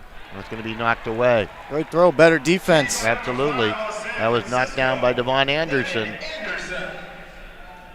So nice work by Anderson to recover. It always happens. You start to compliment a guy about his IQ and what he's doing out there, and all of a sudden there's a mishap. The big jinx. Like in baseball, you never talk if a guy's throwing a perfect game, That's a no-hitter. You just stay quiet. Absolutely. Creative throw going over the top. Zach Travis lays it out down the sideline. Is it going to be too long? It's going to hang up there. That's going to be caught on the run with the left hand by Jordan Jeffrey. And all of a sudden, San Francisco has struck with two quick goals. Well, we said it. They know how to play from behind. It must be a situation they're perfectly comfortable with, and they've come out here in the third quarter with a mission on their mind to get back in this one, and they are right away. Take another great look at that. This is great hustle again by Jeffrey. Yeah, you see Jeffrey there. It looks like he's not going to be able to catch up to it, but I think now the wind just enough slowing it down that he's got a chance to catch up and sticks with the play. Like I said, it's all about commitment here, a lot of it. So 11-9 you score now, Boston leading. Yeah, just the commitment to stay with it. That's got to be in every one of these players' heads tonight. Don't give up. San Francisco changing their strategy a little bit. I mean, they had gone to that shorter game for a while there, Jeff. Now they're long hucks, trying to get back into it quickly with the long strikes. And you made that great observation that their speed is tough to catch. Probably an observation that head coach Justin Safdie made He's obviously a guru of making adjustments throughout the game with all the comebacks they've made. So maybe recognizing that San Francisco might have a little bit more speed and can outrun Boston down the field. Malachek along the far sideline on the short huck off the arm of Kevin Smith. No control. He's being well marked there by Kawaoka. Kawaoka fell down. They're going to claim he might have been knocked down, and that's going to be a turnover of the disc on that physical play by Malachek. Tough break. Malachek not happy, didn't like the call. And there you see the refs playing into a factor there, and how the team will respond will be an interesting facet to the defensive end for Malachek and the rest of the Whitecaps. Kawaoka with a pass. Nice catch. Good execution here by the Dogfish. And there's another huck downfield, and they got a wide open recipient. In for the score goes Brammer from the University of Kansas with his first goal of the day. And that's 3 consecutive by the Dogfish. Well, you can see that Boston's O-line is having trouble on the defensive end. Brammer with a nice grab. A nice beard, too. Yeah, great beard. You see Jason Adams out there at midfield for Boston, trying to settle them down. Good replay here. Brammer, again, we see the speed. Dave Truesdale for Boston not able to catch up to Brammer. And San Francisco showing that they've got the legs to try and get back in this one. They're only down 1. Don't you think that beard might slow you down? A little wind resistance? No, not at all. Oh, he's running with the wind. We'll see if he goes the other way, how it affects him. 11-10 now. 3 consecutive strikes here in less than 3 minutes by the Dogfish, and they're right back into this contest against the Whitecap. So Boston now will try to slow down this attack with a good possession. Pryle to the near side. Little flick up the field. That's Danny Clark. Clark being well marked. Boy, making it difficult. Clark running out of time finds Marquette, who had to break back to the disc smartly. Now they play it out. Quickly flick to the sideline. Pryle. Again, well marked. Tenacious defense here by San Francisco. Great throw. Cooper makes the catch in for the score down the sideline. Boy, they were looking for the infraction on Pryle, I think. Was San Francisco maybe on a little push-off there to find some throwing room, but the goal will count by Cooper. Yeah, it looked like the referees were having a little bit of discussion if there had been some contact. Some of the San Francisco players didn't like it. It's a nice cut there by Cooper. Here's another look. Marquette with a great throw to Cooper to start things off. So Cooper gets it to Pryle, and Pryle now handling. Cooper's got room to run. Let's see if Pryle did any sort of push-off. Nothing yet. Cooper able to escape, make a great cut. A little confused at what the call is, but he knows he's got the score. Yeah, he looked befuddled, didn't he? Yes, but that's exactly what Boston needed. San Francisco came out hot here in the second half, and Boston's got to apply the pressure back on now on defense. So they're able to regain a 2-goal advantage. A little bit of breathing room again. A 11-7 lead evaporated quickly. And now a chance for San Francisco with a hot hand offensively. Here in the early going of the third quarter. Lights are on here at Franklin Field in Philadelphia. This is the MLU Championship game on MLU Live. We hope you are enjoying. Up-and-coming sport of Ultimate. Certainly making its gains, and this is their showcase game here at Franklin. Another long huck, trying to use that speed, exploit the defense, and great defense. Covering up nicely was Robin Myers out of Dartmouth University for the Whitecaps with the interception. Great read of the disc by Myers, basically playing it as if he was the offensive player. He does have a little bit of speed on Boston and able to, the disc floating enough that he can stay with it. Behind the play, we have a Whitecap knocked down. And might have taken a hit right in the jaw. That looks like Jack Hatchett, perhaps. It is Yes. Hatchett. I'm going to make sure he's okay. Coach Adams on the sideline with his hands on his hips going, hey, what are you doing to my guy out there? So we'll get a restart and play. Hatchett's going to be okay. Out of Tufts University. That's Myers who had that great interception. They play it up the field to Simmons. Look at Reinhardt wide open. And the throw is in, and the score is made. Hatchett on the receiving end in the end zone. Interesting play there to go to Hatchett. Hatchett had drawn the 2 defenders over. Boston did a nice job splitting up Hatchett and Reinhardt going to separate ends of the end zone. Simmons elects to go to Hatchett and able to thread the needle. Nicely there for Boston, get that 3-goal lead back. So Hatchett with the bookends right there. He had the interception. That's right. Starting things off, you see the 2 defenders there trying to collapse down on Hatchett, but showing his speed, getting much farther back in the end zone. They left Reinhardt alone.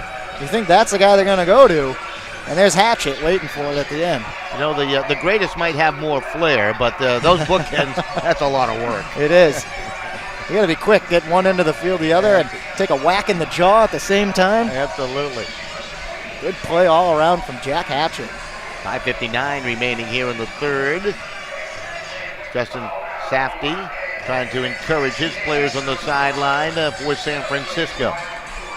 Pull from left to right. This game far from over, I can tell you that much. 3-goal lead for the Whitecaps again. They had a 4-goal advantage at the half, and San Francisco scored 3 quick ones to cut it to 1. So they do have that quick strike ability. They have shown the Whitecaps they can certainly play that type of game. This is Bayless. Now they'll dump it back. And have a man in possession for a swing, and now they'll play it back up. Bayless again. Bayless has done a nice job handling that along that back row. Boucher has had a fine game to the far sideline. That's Bayless.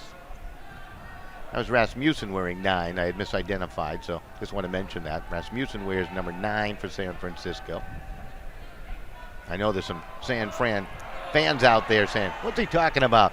They couldn't come up with that catch, and they turn it right back to Boston. So Whitecaps able to turn up the screws a little bit defensively. Yeah, that was a risky throw there by Kim. They swung it around to the near side.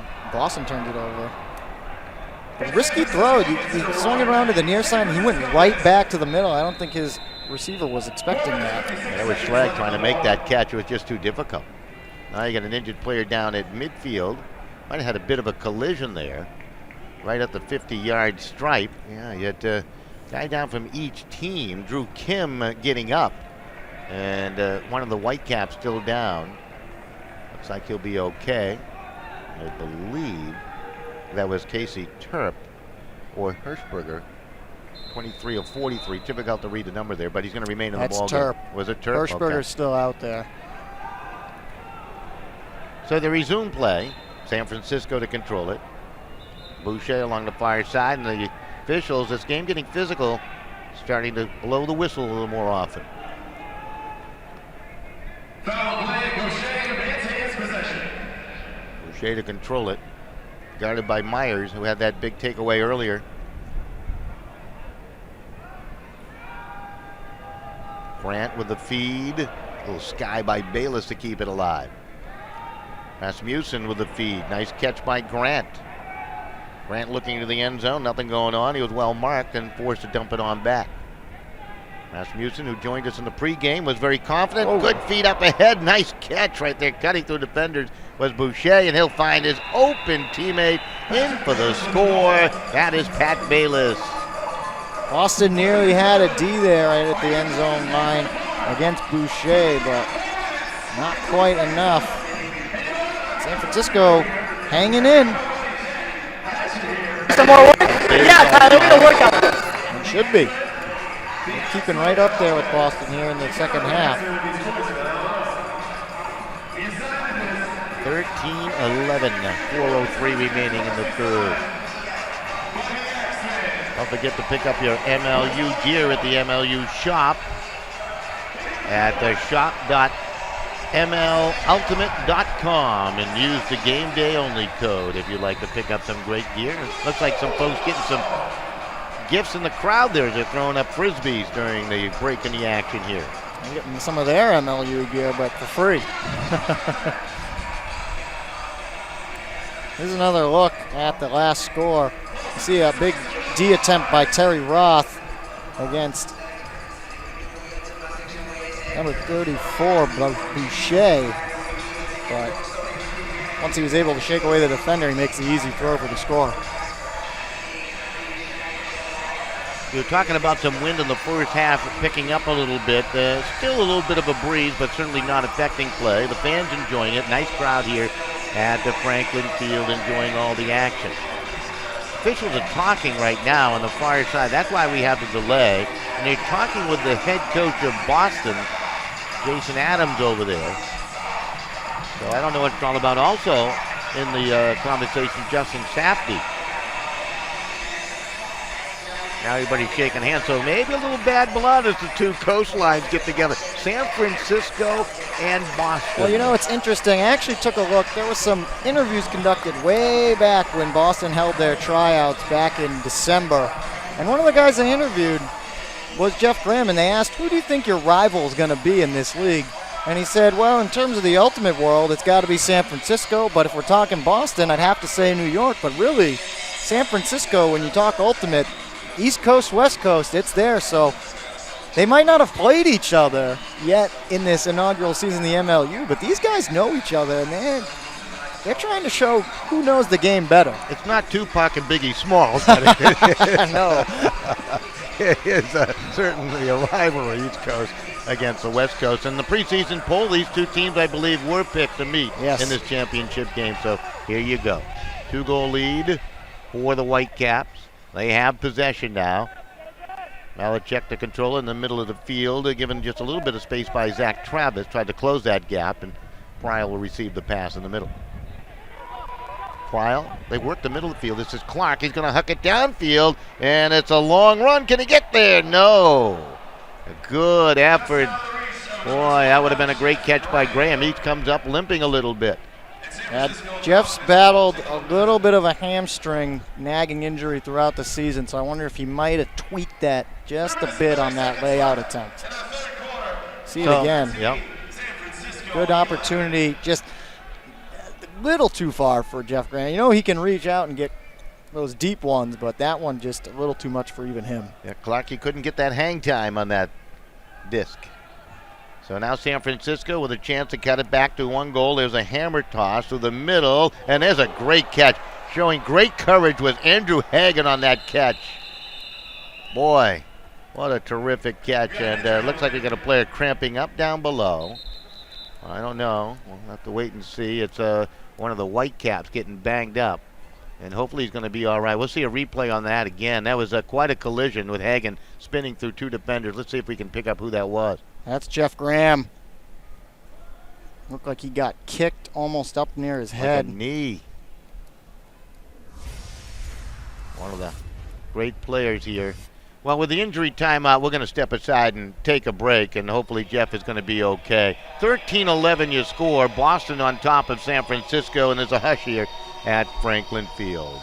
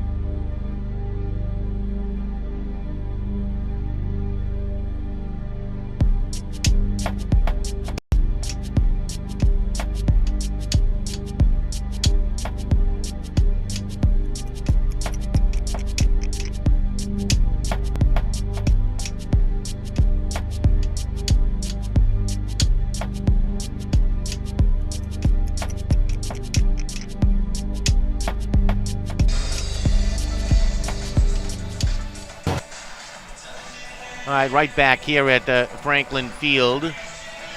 3:02 remaining in the third quarter. 13-11, Boston on top of San Francisco, and Jeff Graham still down, and they are showing much concern for Jeff. It looked like he may have taken a leg or a knee to the head on that play. I don't know if we'll see that again. Maybe they'll show it on the great catch by Andrew Hagan. I mean, he showed tremendous courage going after it, and obviously Jeff Graham, quite a competitor. The hopeful thinking was that it was his leg. You were just talking about he's fighting the hamstring, maybe cramping up, but that replay certainly showed he was hit up very, very high, as we'll see that again right now, Jeff. Here it is. It's a tough throw, the hammer, and you see Jeff leaping up. Jake Taylor in there as well, Hagan. And then, Hagan just kind of ran right through him after that. Certainly no fault of Hagan, as Jeff was laying there in obviously pain. Certainly the concern continues as they work on him down below. 13-11 is your score here, and got a feel for the young man who certainly is one of the highlight players here in the MLU, here in this championship game, being injured, and it might be some time before they decide to move him down on the field. So certainly not going to speculate the injury, but it does look to be not a casual injury, to say the least, as they continue to work on Jeff back down below. We'll take another break, and we'll be back with more here from Franklin Field. And we do remind you, Boston leading 13-11, but right now all the concern, of course, and our prayers and wishes going out that Jeff can get up and get off this field here pretty soon. We'll be back with more after this.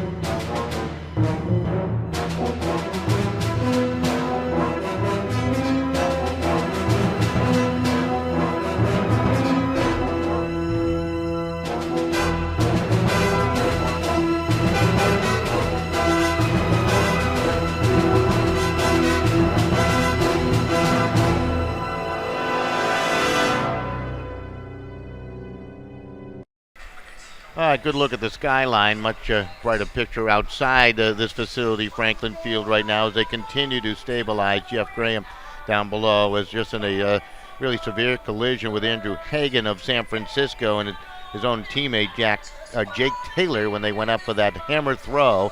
Hagan came down with it, and Graham never got up, and hopefully he'll be okay. They're certainly proceeding with a lot of caution, Jeff, and that's so important. And of course, he's going to be well taken care of, as outstanding facilities in the area, and of course the EMTs on site here certainly know what they're doing, and right now they are just proceeding with a whole lot of caution with Jeff Graham down below. Yeah, this is a really tough break for a great guy, great player, and he's had a great year, and you don't want to see anyone have to go out like this. We did see a little movement from Jeff. You mentioned that you thought you saw a little movement from him. Put his arms up good. in the air. Yeah. And they're going to put him on a stretcher, obviously, and they will do that with much care. They scored 13-11, Boston leading San Francisco, but the game really an afterthought right now, as all the Boston players, or some of the Boston players on the field watching the medical staff take care of Jeff Graham down below. So certainly We all wish Jeff the best in this situation. Hoping maybe just had his noggin rung a little bit there, and maybe just suffering a concussion, and that would be certainly a good case scenario at this point. We saw his arms come out the air. We saw his feet shaking a little bit. So whether or not those are good signs or not is still unknown. But he is in good hands, it seems. So they continue to work on Jeff. We'll take one more break, and we'll be back right here at Franklin Field.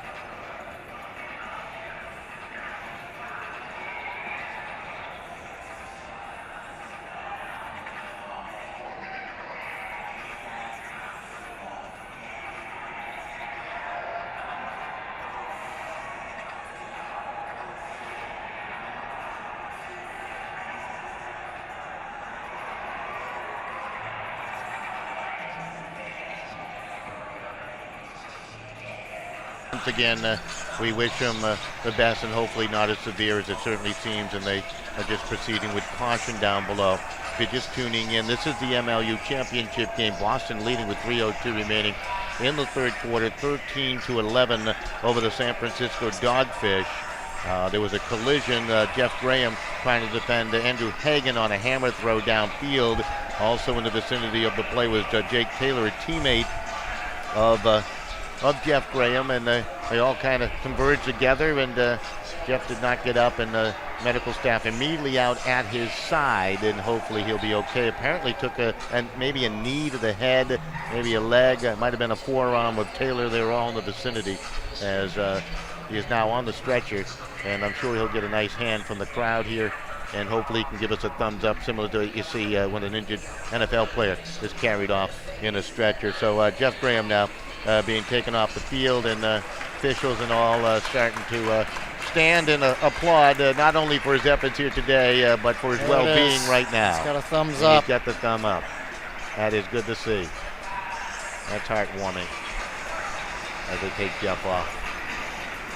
One of the great players in this league, too, and hopefully he'll be okay. Great medical attention being given here on the field, and not too far of a trip here to the outstanding hospital facilities in the Philadelphia area. So, Penn University with a wonderful, University of Pennsylvania with a wonderful hospital right beyond the walls here at Franklin Field. So both teams ready to resume play. It'll be difficult, I would imagine, the first few moments. And let's talk a little bit, as you take a look at Jeff, looked like he might have had a little bump on the side of his head as they were carting him away. So hopefully it was just precaution once again. Now we need to talk about some adjustments. You just lost your best player in the championship game if you're the Boston Whitecaps. Yeah, that's a big blow to Boston to go and have to try and win this game without Jeff, but hopefully they use that as kind of a rallying cry to win it for Jeff now. You see Will Neff, the other captain of the team, in here with the O-line for Boston. So it'll be interesting to see what adjustments the Whitecaps will make to try and make up for the absence of their player coach and on-field leader, Jeff Graham. All right, it's going to be difficult to restart things here, I think, all from a psychological standpoint, but we're back underway, and the game must go on. San Francisco trailing by 2, 13-11. They're going to go for the quick strike with a hook downfield to Boucher, and he'll catch it on the run as he outraced Danny Clark to the end zone for the score to make it 13-12. Well, San Francisco wasting no time after the delay from the injury, but again, they're showing they've got some speed against some of the bigger Boston players. This time we see the Huck after a good double team there to start things off, but the new handlers then have chance with room to work. Pryl trying to cause some miscues in the defense, and Clark and Marquette just not able to catch up to Boucher. Again, showing the speed for San Francisco. That was a well-thrown flick huck down the field, too, for the tally. So Boston will get it back here. 13-12 score, 12:46 remaining here in the third quarter of play. And Dogfish from right to left on their pull. There's Boston trying to get back into the game. Pyle trying to get his teammates ready. That's Kevin Smith, the specialist with the pull, with a good strong pull down the field in Boston now. And Malachek controlling the dip. They play him rather loosely defensively. And Boston trying to work it to the sideline here. Marquette, he's a fine player. He's marked. Trying to take away that little backhand pass. Had to flick it across. It was like a semi-hammer, wasn't it? Pretty much, yeah. Malachek will find his teammate in the end zone for the score. They strike with Brian Zidd on the receiving end. And it's now Boston back on top by 2 at 14-12. Nice play there. Boston responding very nicely. You saw that big hammer there across the field, and Malachek getting it off quick to Zidd, not wasting any time or allowing San Francisco to keep up. Take a look at it again. There's the throw from Malachek, and Zidd was able to get down and kind of wait for it. It's a nice little leap. All alone there in the end zone. Quick strikes for Boston. Malachek delivering that on that backhand side. On the previous marker, they're trying to take that pass away from Malachek. So. Well, it's tough to pick one side or the other against a guy like Malachek. I think he prefers his forehand huck, but if you can give him his backhand, he's going to make you pay with that too. So now the pull by Teddy Brower-Jarrett. He'll hang that one up very high. It's a pull that's going to float on down, had some angle to it, and it's going to be controlled by Schlag. Good pull. Really allowed his teammates to get way down the field. Had some hang time. You can use a lot of references from different sports. There's a long huck again. They're trying to strike quickly, and what a catch! And in for the score by Evan Boucher. That was a dandy, his 4th goal of the game. Boucher's all over the place in this game, beating out Reinhardt there. Reinhardt might have gotten a fingertip or two on it, but Boucher reeled it in. What a run, what a catch. What a throw. The one I'm missing. They're just going back and forth right now. So a couple of quick strikes. You see the quick huck there. Boucher has a beat again on his man, but Reinhardt's got a chance. He leaps up. No, it doesn't look like he actually got a hand on. Boucher just able to pull it in. Man, mistimed that jump by just that much. Yeah. Boucher showing great concentration. San Francisco's found their niche here against Boston, and they've clearly shown that they've got the speed to outrun Whitecap defenders down the field. So if they can keep getting these accurate hucks and these long throws and outrunning the Boston defenders, this is going to be close the whole way through. They have outscored Boston 6-3 here in the 3rd quarter. Came out on fire, scoring 3 quick ones to take a big bite out of a 4-goal halftime lead for the Whitecaps. Back to a 1-goal game. Boston has not relinquished the lead, however. This is Pryal. Marquette along the far side. Marquette's going to huck it down. Clark is on the run, and he'll make the catch for the score. Danny Clark. Well, there's the Birdman dance. A little bit of it from Danny Clark. But both teams right now just trying to one-up the other one on who can huck it the most accurate, the farthest, and the best quick strike touchdown throw. All right, who does that favor, this type of match we're seeing right now? Oh, that's a tough call. I mean, traditionally I'd probably say Boston because they've got the ability to make those accurate hucks. But right now we've seen that San Francisco's got some speed. Marquette with a beautiful throw there. But Danny Clark showing his speed with those long legs with a great cut downfield and able to catch up to that one with his Birdman celebration. Cricket with a good throw to the Birdman. Cricket shots. Quick shots, that's what they want to call those ones. Wouldn't a bird eat a cricket? I think so. In nature. He ate up his throw. Absolutely. There you go. Hey, very nice. Back to a 2-goal lead. San Francisco from left to right. Promise, folks, no more of those type of jokes. Yeah, Dogfish controlling. Let's see if they can get it done again. This is Boucher. Yep, he's going to huck it downfield this time. And again, they got a wide open receiver. It's caught on the roll by Greenwood. He's had a few of those. And what are they going to rule here? Was he in travel. Or travel? Well, the thing is, they caught the catch. He kind of rolled into the end zone. But you have to, when you do that, you have to take it back out. They never took it back out in Greenwood. Greenwood will play it up. Good look by Rasmussen. They'll have to play it back as the defense recovered for Boston. Now the throw to the middle, it's just out of the reach of Greenwood, Eric Greenwood, so they don't cash in. That's how big that call is, that rule right there. Looked like they had the apparent scorer close to it, and they lost to 10 yards, and the defense stiffened. But again, we saw that Boston defense could not keep up with the speedy San Francisco Cutters. An infraction downfield. A lot of picks taking place downfield.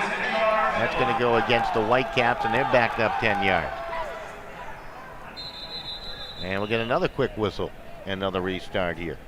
Teddy Brower-Jarvis trying to get it going. He'll get a 3rd try to start this. He's going to be back much farther, though. They double team him, and it's played out to the right. Reinhardt will play it ahead. Fake of a huck. That's a great mark right there. And finally, Hatchett, who's had the bookends play earlier in this quarter, and a layout D. What are they going to call there? They're going to give it back. Yep. Could hear the whistle. For that. So this time going against San Francisco, though, the foul. Foul number 13, and that'll bring Boston 10 yards. Going to be on Grant, Tyler Grant. Now there's a long huck downfield and caught on the run for the score by Alex Simmons. Where did he come from? That was out of the blue for a score. It really was. John Hirschberger taking advantage, knowing that I'm not going to waste any time once that whistle's blown. He knew San Francisco wasn't ready for it. You see it. Here, Hirschberger, he knows the whistle's ready. Boom. Right down the field. Simmons also not wasting any time, making the long, deep field cut, reading it the whole way. Quick play there for Boston, a great one. What a throw by Hirschberger. Boy, what a quick release on that throw. Powerful flick. Oh, the pull left to right. Teddy Brower-Jarvis. Interesting to see what San Francisco does here, just 17 seconds. Talked about it before, how to anticipate the end of quarters time-wise. Alex Bremer had a nice goal earlier, you might remember. Had a look of concern on his face.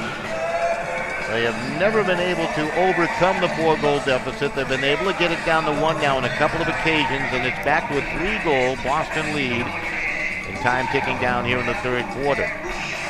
Rasmussen. He'll play it downfield. That's edging in. It's going to be tipped away. That's some great defense as Teddy Brower-Jarvis able to recover back there. And looks like we have an injured player again for the Whitecaps. That's Will Neff down. This one doesn't look as bad, but I think he might have gotten hit. He's holding his left shoulder. These guys are going all out in this championship game. It has been tremendous. Yeah, it really has. This one, I think it might have even been Teddy himself who hit Will. Teddy gives him a little shake of the hand. Hopefully he'll be okay. And again, the medical staff will come on out. 16-13, 4 seconds remaining in the third quarter of play. And we're going to pause. We're going to step aside. This is the MLU championship game for all the marbles. East versus West. Boston with the lead, 16-13. Back with more on MLU Live.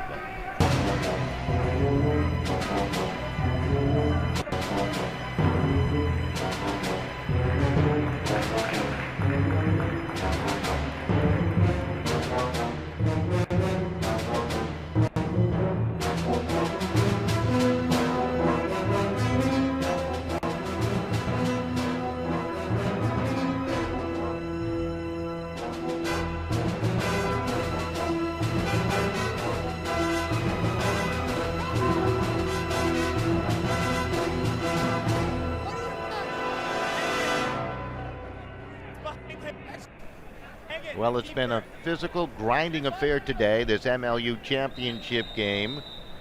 Jeff Graham has been taken off the field on a stretcher, and hopefully he'll be okay as time expires here in the third. And just a moment ago, Will Neff gets banged up for the Whitecaps. Whitecaps will go to the sideline with a 3-goal lead over San Francisco. We'll be back with the fourth quarter of the MLU championship game here in the beautiful city of Philadelphia as we take a look at the skyline. Back with the fourth in just a moment. You got a blue raffle ticket? You got 2 of them? That's it?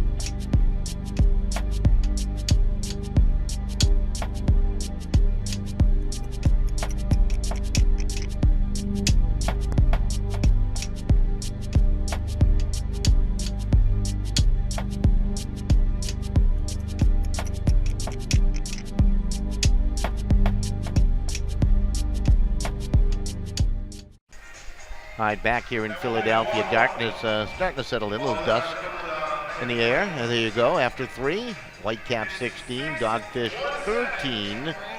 And 1 quarter to go. Jeff Poster, Don Boyle bringing all the play-by-play action of the MLU championship game here on MLU Live. And boy, it has lived up to its billing in my estimation. It's been a good one. Oh, yeah. I mean, it's had a little bit of everything. We saw some great defense early on. And then recently, it's been the game of hucks. Who can huck it farther? Who can huck it longer? Who can huck it more accurate? Get down the field faster? And just every time you think that San Francisco's crawling back in this one, Boston doesn't let them. They score one right back. So, that's it. I talked about it earlier. This is a muscle flexing competition. It's two high-powered offenses. If that second quarter had been a little bit more scores, we'd have a much higher scoring game. But just got a report that when Jeff was leaving the field, Jeff Graham, he was moving his toes and his fingers, and we did observe the thumbs up sign there from Jeff, so that is all great news. If you score by quarters in the first quarter, Boston with a 7-6 lead, they led 11-7 at the half, and now after 3, 16-13, as they were outscored in the third quarter by San Francisco 6-5. San Francisco ran off 3 quick goals, so they do have that quick strike power, and they're going to need that here, down by 3 with just 10 minutes remaining in this championship game. The clock will start with a touch, and we're underway in the fourth quarter. Jeff, what do you expect here? Well, I imagine more of the same from San Francisco. They realize that some of their matchups individually, they can beat Boston's players down the field. So, and I'm sure Boston is just going to do their best, no drops, and just take care of the disc so that they can keep that gap in between them and San Francisco. Because every time San Fran scored, Boston can answer right back. Boston looking for the perfect season, coming in 11-0, counting the playoffs, and that throw's going to go over the back line intended for Taylor, not a play. San Francisco with just 2 regular season bumps in a row, coming in with an overall record at 9-2 to this championship game here today. So San Francisco gets a chance here with plenty of time remaining on that clock up there to our right at Franklin Field. Yeah, good start for them defensively, forcing Pryl into handling maybe a little bit out of his comfort zone. And that one just soaring out of bounds as he tried to keep it down the line. This is Hagen to control it. And we get a timeout call. San Francisco to call it. That was pretty good defensive mark by Brandon Malachek right there, who went to Wisconsin-Madison, and boy, he just made it difficult. Maybe forced that timeout there a little bit. Yeah, both teams are going to switch it out too, but without a clear way to get the offense going, they'll switch it out for their own. That is Jason Adams, the head coach of the Boston Whitecaps, and pouring his players to just keep it going for another 8:55 or so as the timeout continues. Some of the highlight guys today for Boston, Josh Marquette has been terrific. At least 3 goals, at least 4 helpers. He's been that good today. And on the flip side, Evan Boucher has really been a force offensively for San Francisco. Yeah, Boucher's had a great game. He's been the guy that I think was the one who started that realized I can outrun some of these guys. I'm going to go down deep. You just send it to me, I'll be there. He has had a couple of nice defensive plays too. Had a big block earlier for a D, and then raced all the way down the field for a score right after. So Boucher, Marquette, those have been some of the guys. Hagen's had a good game. Pryl. So Rasmussen has done a nice job of handling the disc today for San Francisco. Haven't seen too much of Misha Horowitz, who has been a little bit banged up for the Whitecaps. Yeah, he's the only slight injury concern coming into this game. Boston was relatively healthy. Misha missed the playoff game against DC with a sprained wrist, but he's dressed. Boston had a completely healthy roster coming into it. They won't going out of it though. And on the flip side, a lot of question marks concerning the health of the San Francisco team with guys banged up. This is Eric Greenwood for San Francisco. They're down 16-13. And a good safe pass to Bayless to the sideline right to Boucher. Boucher's the guy they've been sending downfield consistently. Let's see if they try to attack with that long feed again. That is a knockdown or knock of an arm. A knock of an arm they play, as Miles involve Montgomery Butler. Little contest. And I just noticed looking out, Will Neff is leaving the arena after getting hit in the shoulder at the end of the third quarter.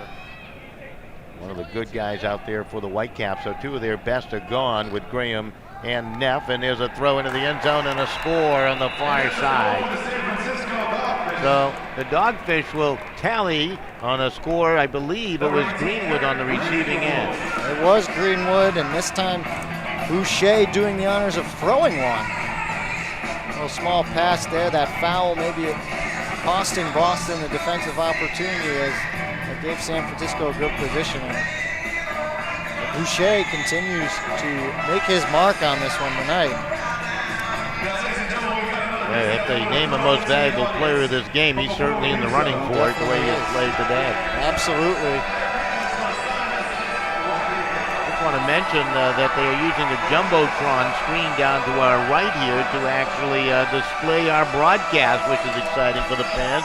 They get to see the replays and the like put together by a great producer behind the scenes, Ben Talbot, and his extraordinary group of cameramen and alike doing terrific work as part of the production here for MLU.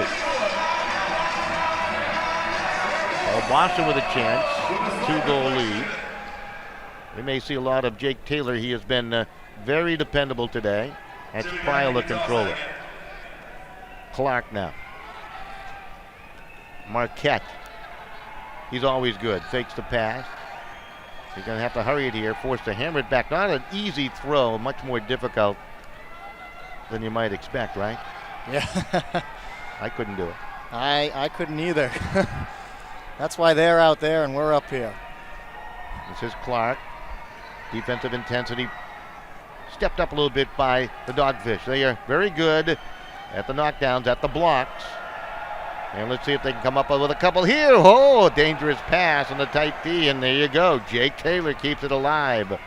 He had a circus catch earlier in this game for a score.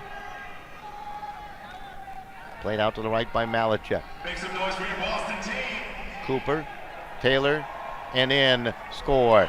Little reverse, they swing it around, and Malachek on the receiving end, and Boston scores. They lead at 17-14. Yeah, nice job there. Really, patience was displayed there by, very good patience displayed by Boston.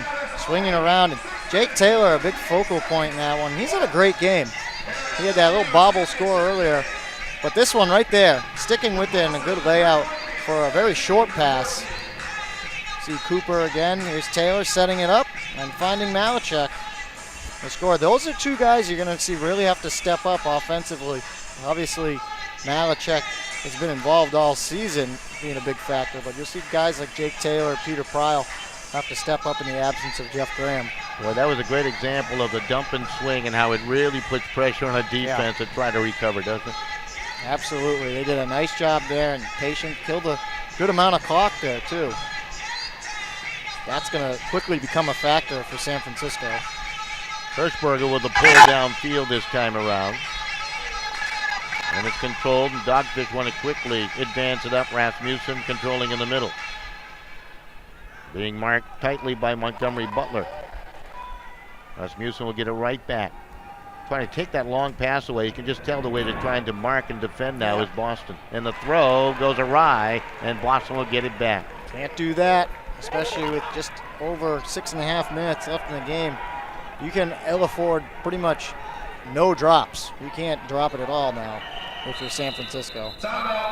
It was intended for Boucher, and Boston will call a timeout with 6:26 remaining in the fourth. The MLU championship game coming down to the wire. This one's still in doubt, 17-14. Boston with the lead over San Francisco. We'll pause. Back with more from Franklin Field.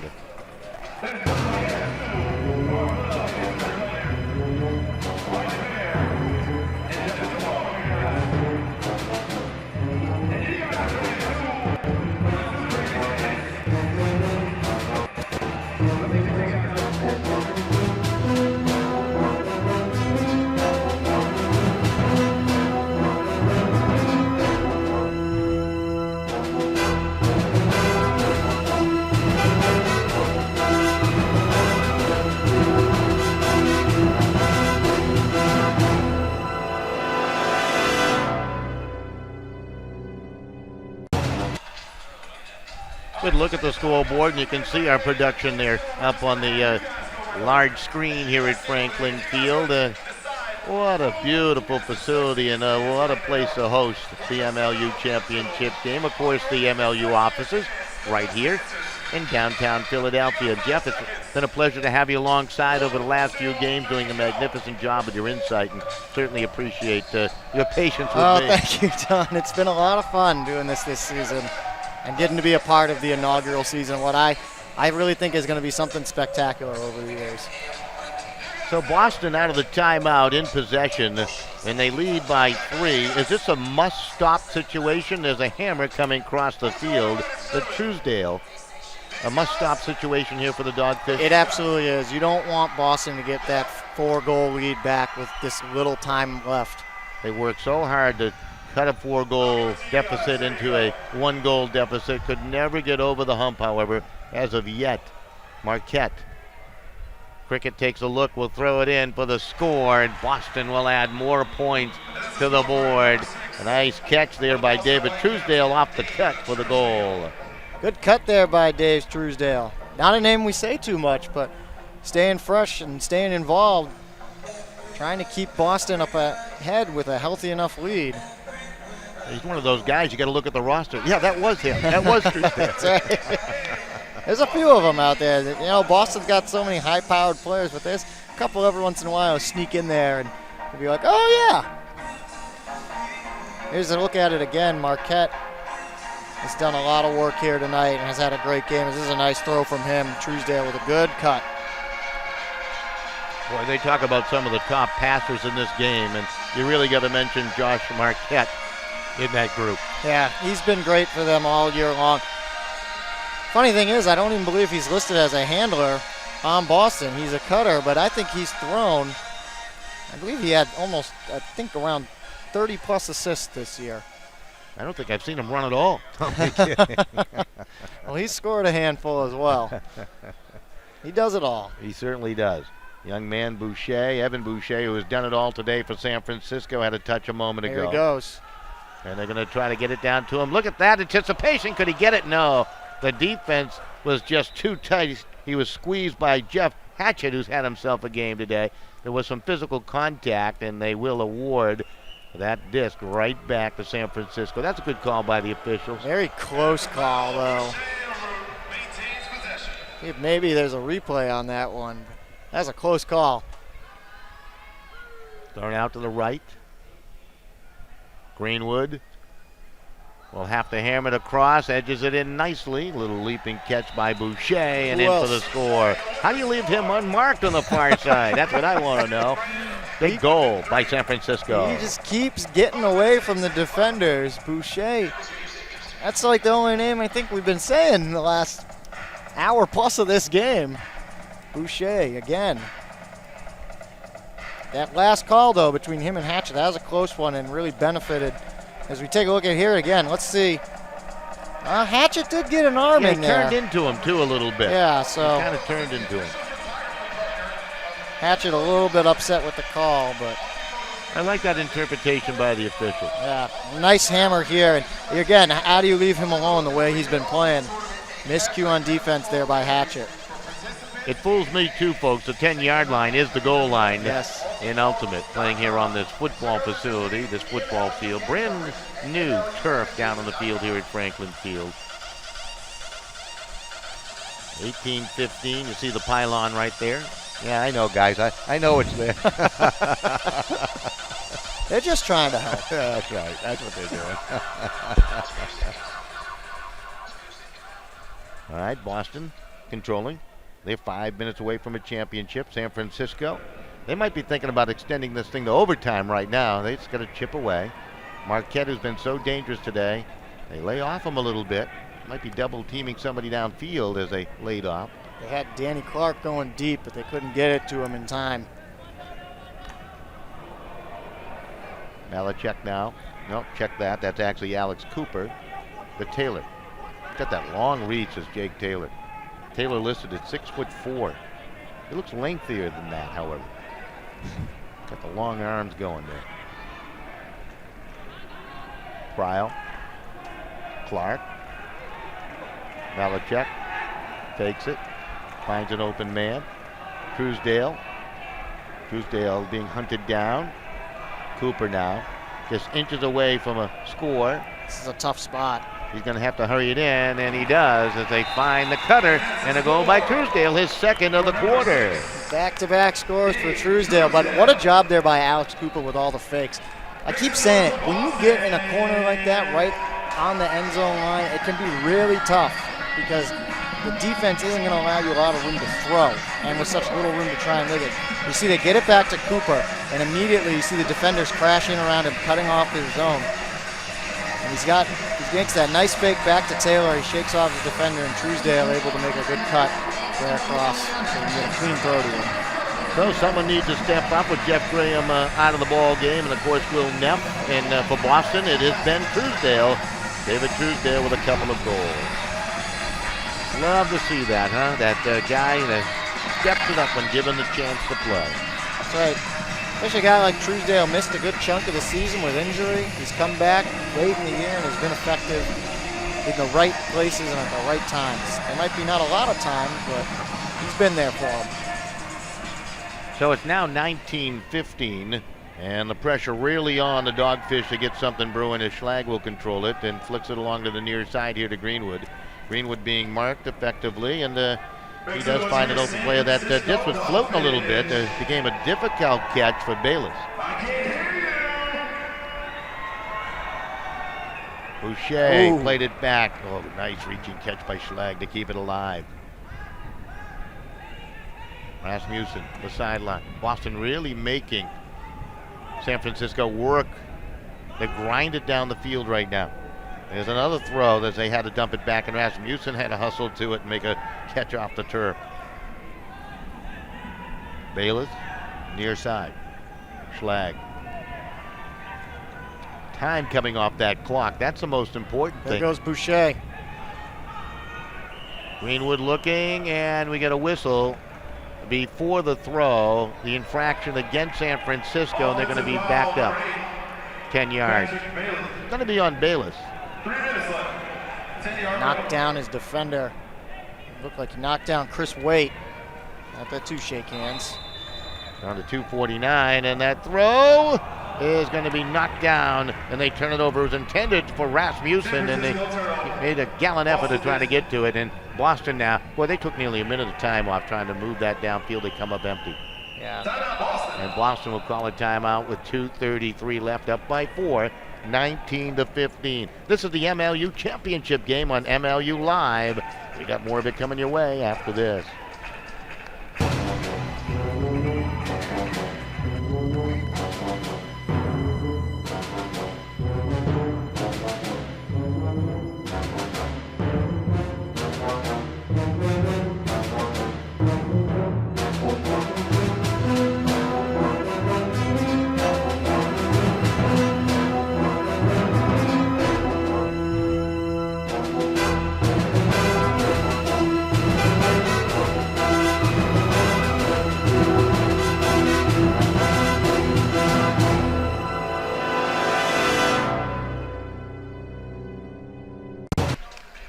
Back here at Franklin Field as we take a look with our high cam, as you might call it in the business. Boston on top, 2:33 away from the inaugural championship in the MLU, and a beautiful sight there in the distance, and sun setting off those gorgeous buildings here in Philadelphia. I'm going to paint the town now with a cheeseburger after this championship game. That sounds good right about now. I can't wait. Maybe a cheese steak. I may have to have a cheese steak. Yeah, well, I'm in Philly, right? Exactly. Go with the local flavor. Really nice crowd on hand for this championship game at Franklin Field, and I know the entire league appreciates not only you viewers out there watching on MLU Live, but all the folks that made their way here to Franklin Field today to support these outstanding teams, Boston and San Francisco, the two best. San Francisco from the West Conference, and of course Boston from the East Coast Conference. This is Boston in the blue, the light blue, with possession. You figure one more, they cash in one more time, Jeff, and you can put the nail in the coffin here. Pretty much. This time has become too much of a factor. Oh, that snuck right through to Cooper.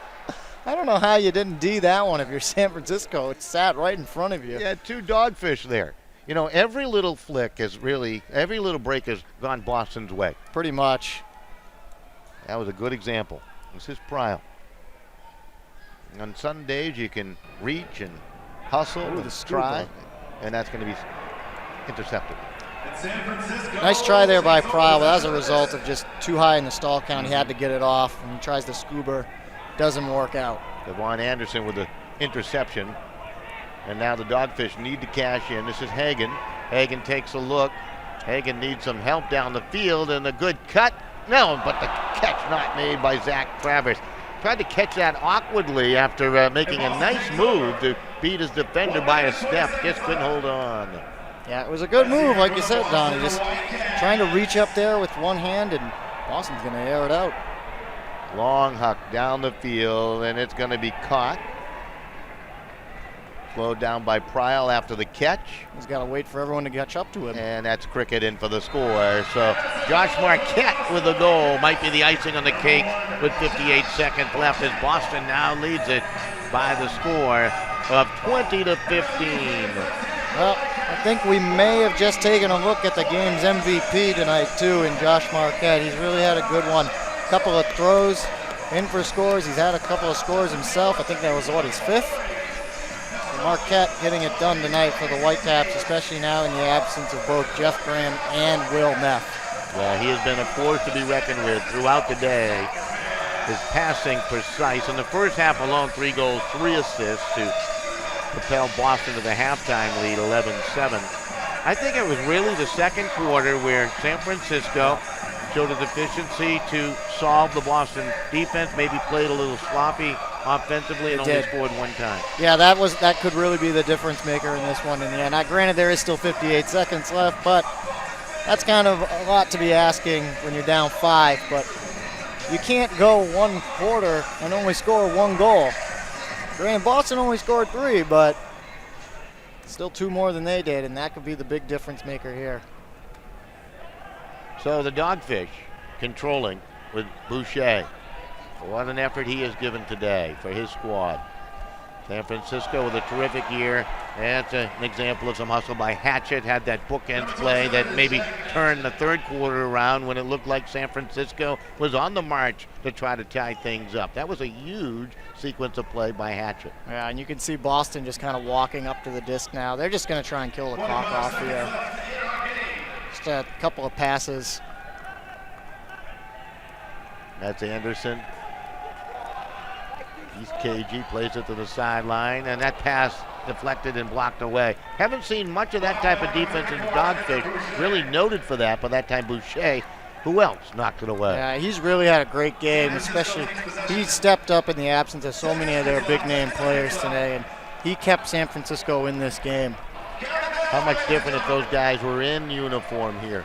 You never know. Yeah, absolutely, good answer. And there's your horn, your 2013 MLU champions, the Boston Whitecaps, with a 20-15 win over the San Francisco Dogfish in a battle for the ages. That was a good one, just too much down the stretch for the Whitecaps, and they will win the championship here in 2013. Yeah, what a great season here for Boston, undefeated the whole way. They get their championship t-shirts. Great game. Tough losses with Jeff Graham and Will Neff. We wish them the best. Hope for a speedy recovery, but Boston just too much for San Francisco to handle, like you said, Don. They'll have the awards presentation down below, and of course both teams right now displaying some terrific sportsmanship as they line up for the traditional shaking of hands for a job well done by both these teams. It was tight through a quarter. It's 7-6 after 1, 11-7 Boston at the half, and they win by 5, 20-15 over San Francisco. We'll take a quick break. We'll be back with our post-game comments in just a moment right here on MLU Live.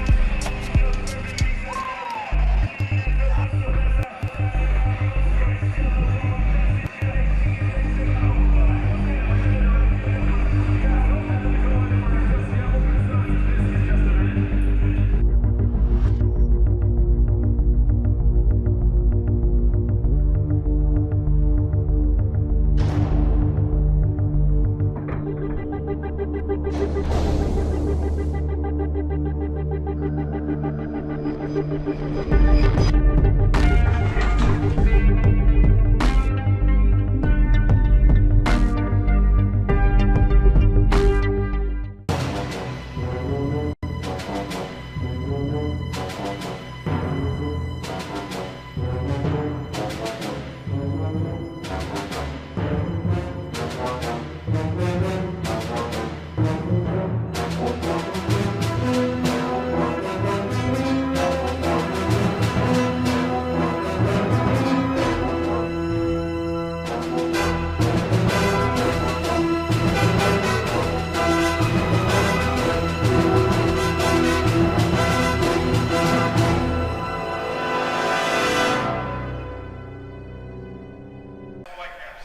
look at Philadelphia down below the awards presentation, the trophy. Jeff Snyder, the commissioner and president of the MLU, to hand out the award down below to the champions, the Boston Whitecaps. Congratulations. And as you can see, that is a terrific trophy. I believe they'll have their names inscribed on that trophy, similar to the Stanley Cup. Yeah. Hopefully it hangs around for over 100 years like the Stanley Cup. That would be pretty cool. So Boston, the Whitecaps, the winners, well deserving of the championship. Here comes the Gatorade. Or the water. Yeah. Just water. And a nice ice bath. We have to give a championship. Wait, it's humid out here. I'm sure Jason Adams loved that one, actually. Absolutely. He's going to hit the shower anyway. One of the greatest players on this earth is entered on that field. Talking about Jeff Graham. Jeff Graham. The last Jeff thing Snyder. he said to me when he left was, hey, cricket, make sure we win. And they won. So this MVP trophy goes to the whole team. But Jeff Graham, you go. All right, there you go. Thinking of Jeff Graham, of course, taken out on the stretcher earlier and obviously had a sense of humor, and that is good news. He was able to communicate with his teammates. Your champions, 2013, the MLU champions, the Boston Whitecaps, as they defeat San Francisco, the Dogfish, 20-15. For my partner, good job, Jeff Poster. I'm Don Boyle and the entire crew behind the scene. We say goodbye from Franklin Field, and congratulations to the Whitecaps. Goodbye, everybody.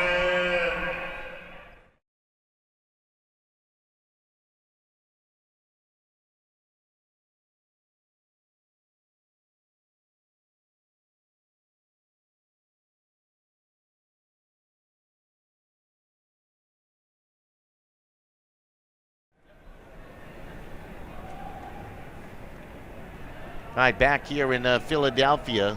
What a performance today by both the San Francisco Dogfish and the Boston Whitecaps as they battle to the end, and Boston coming away, Jeff, with a 20-15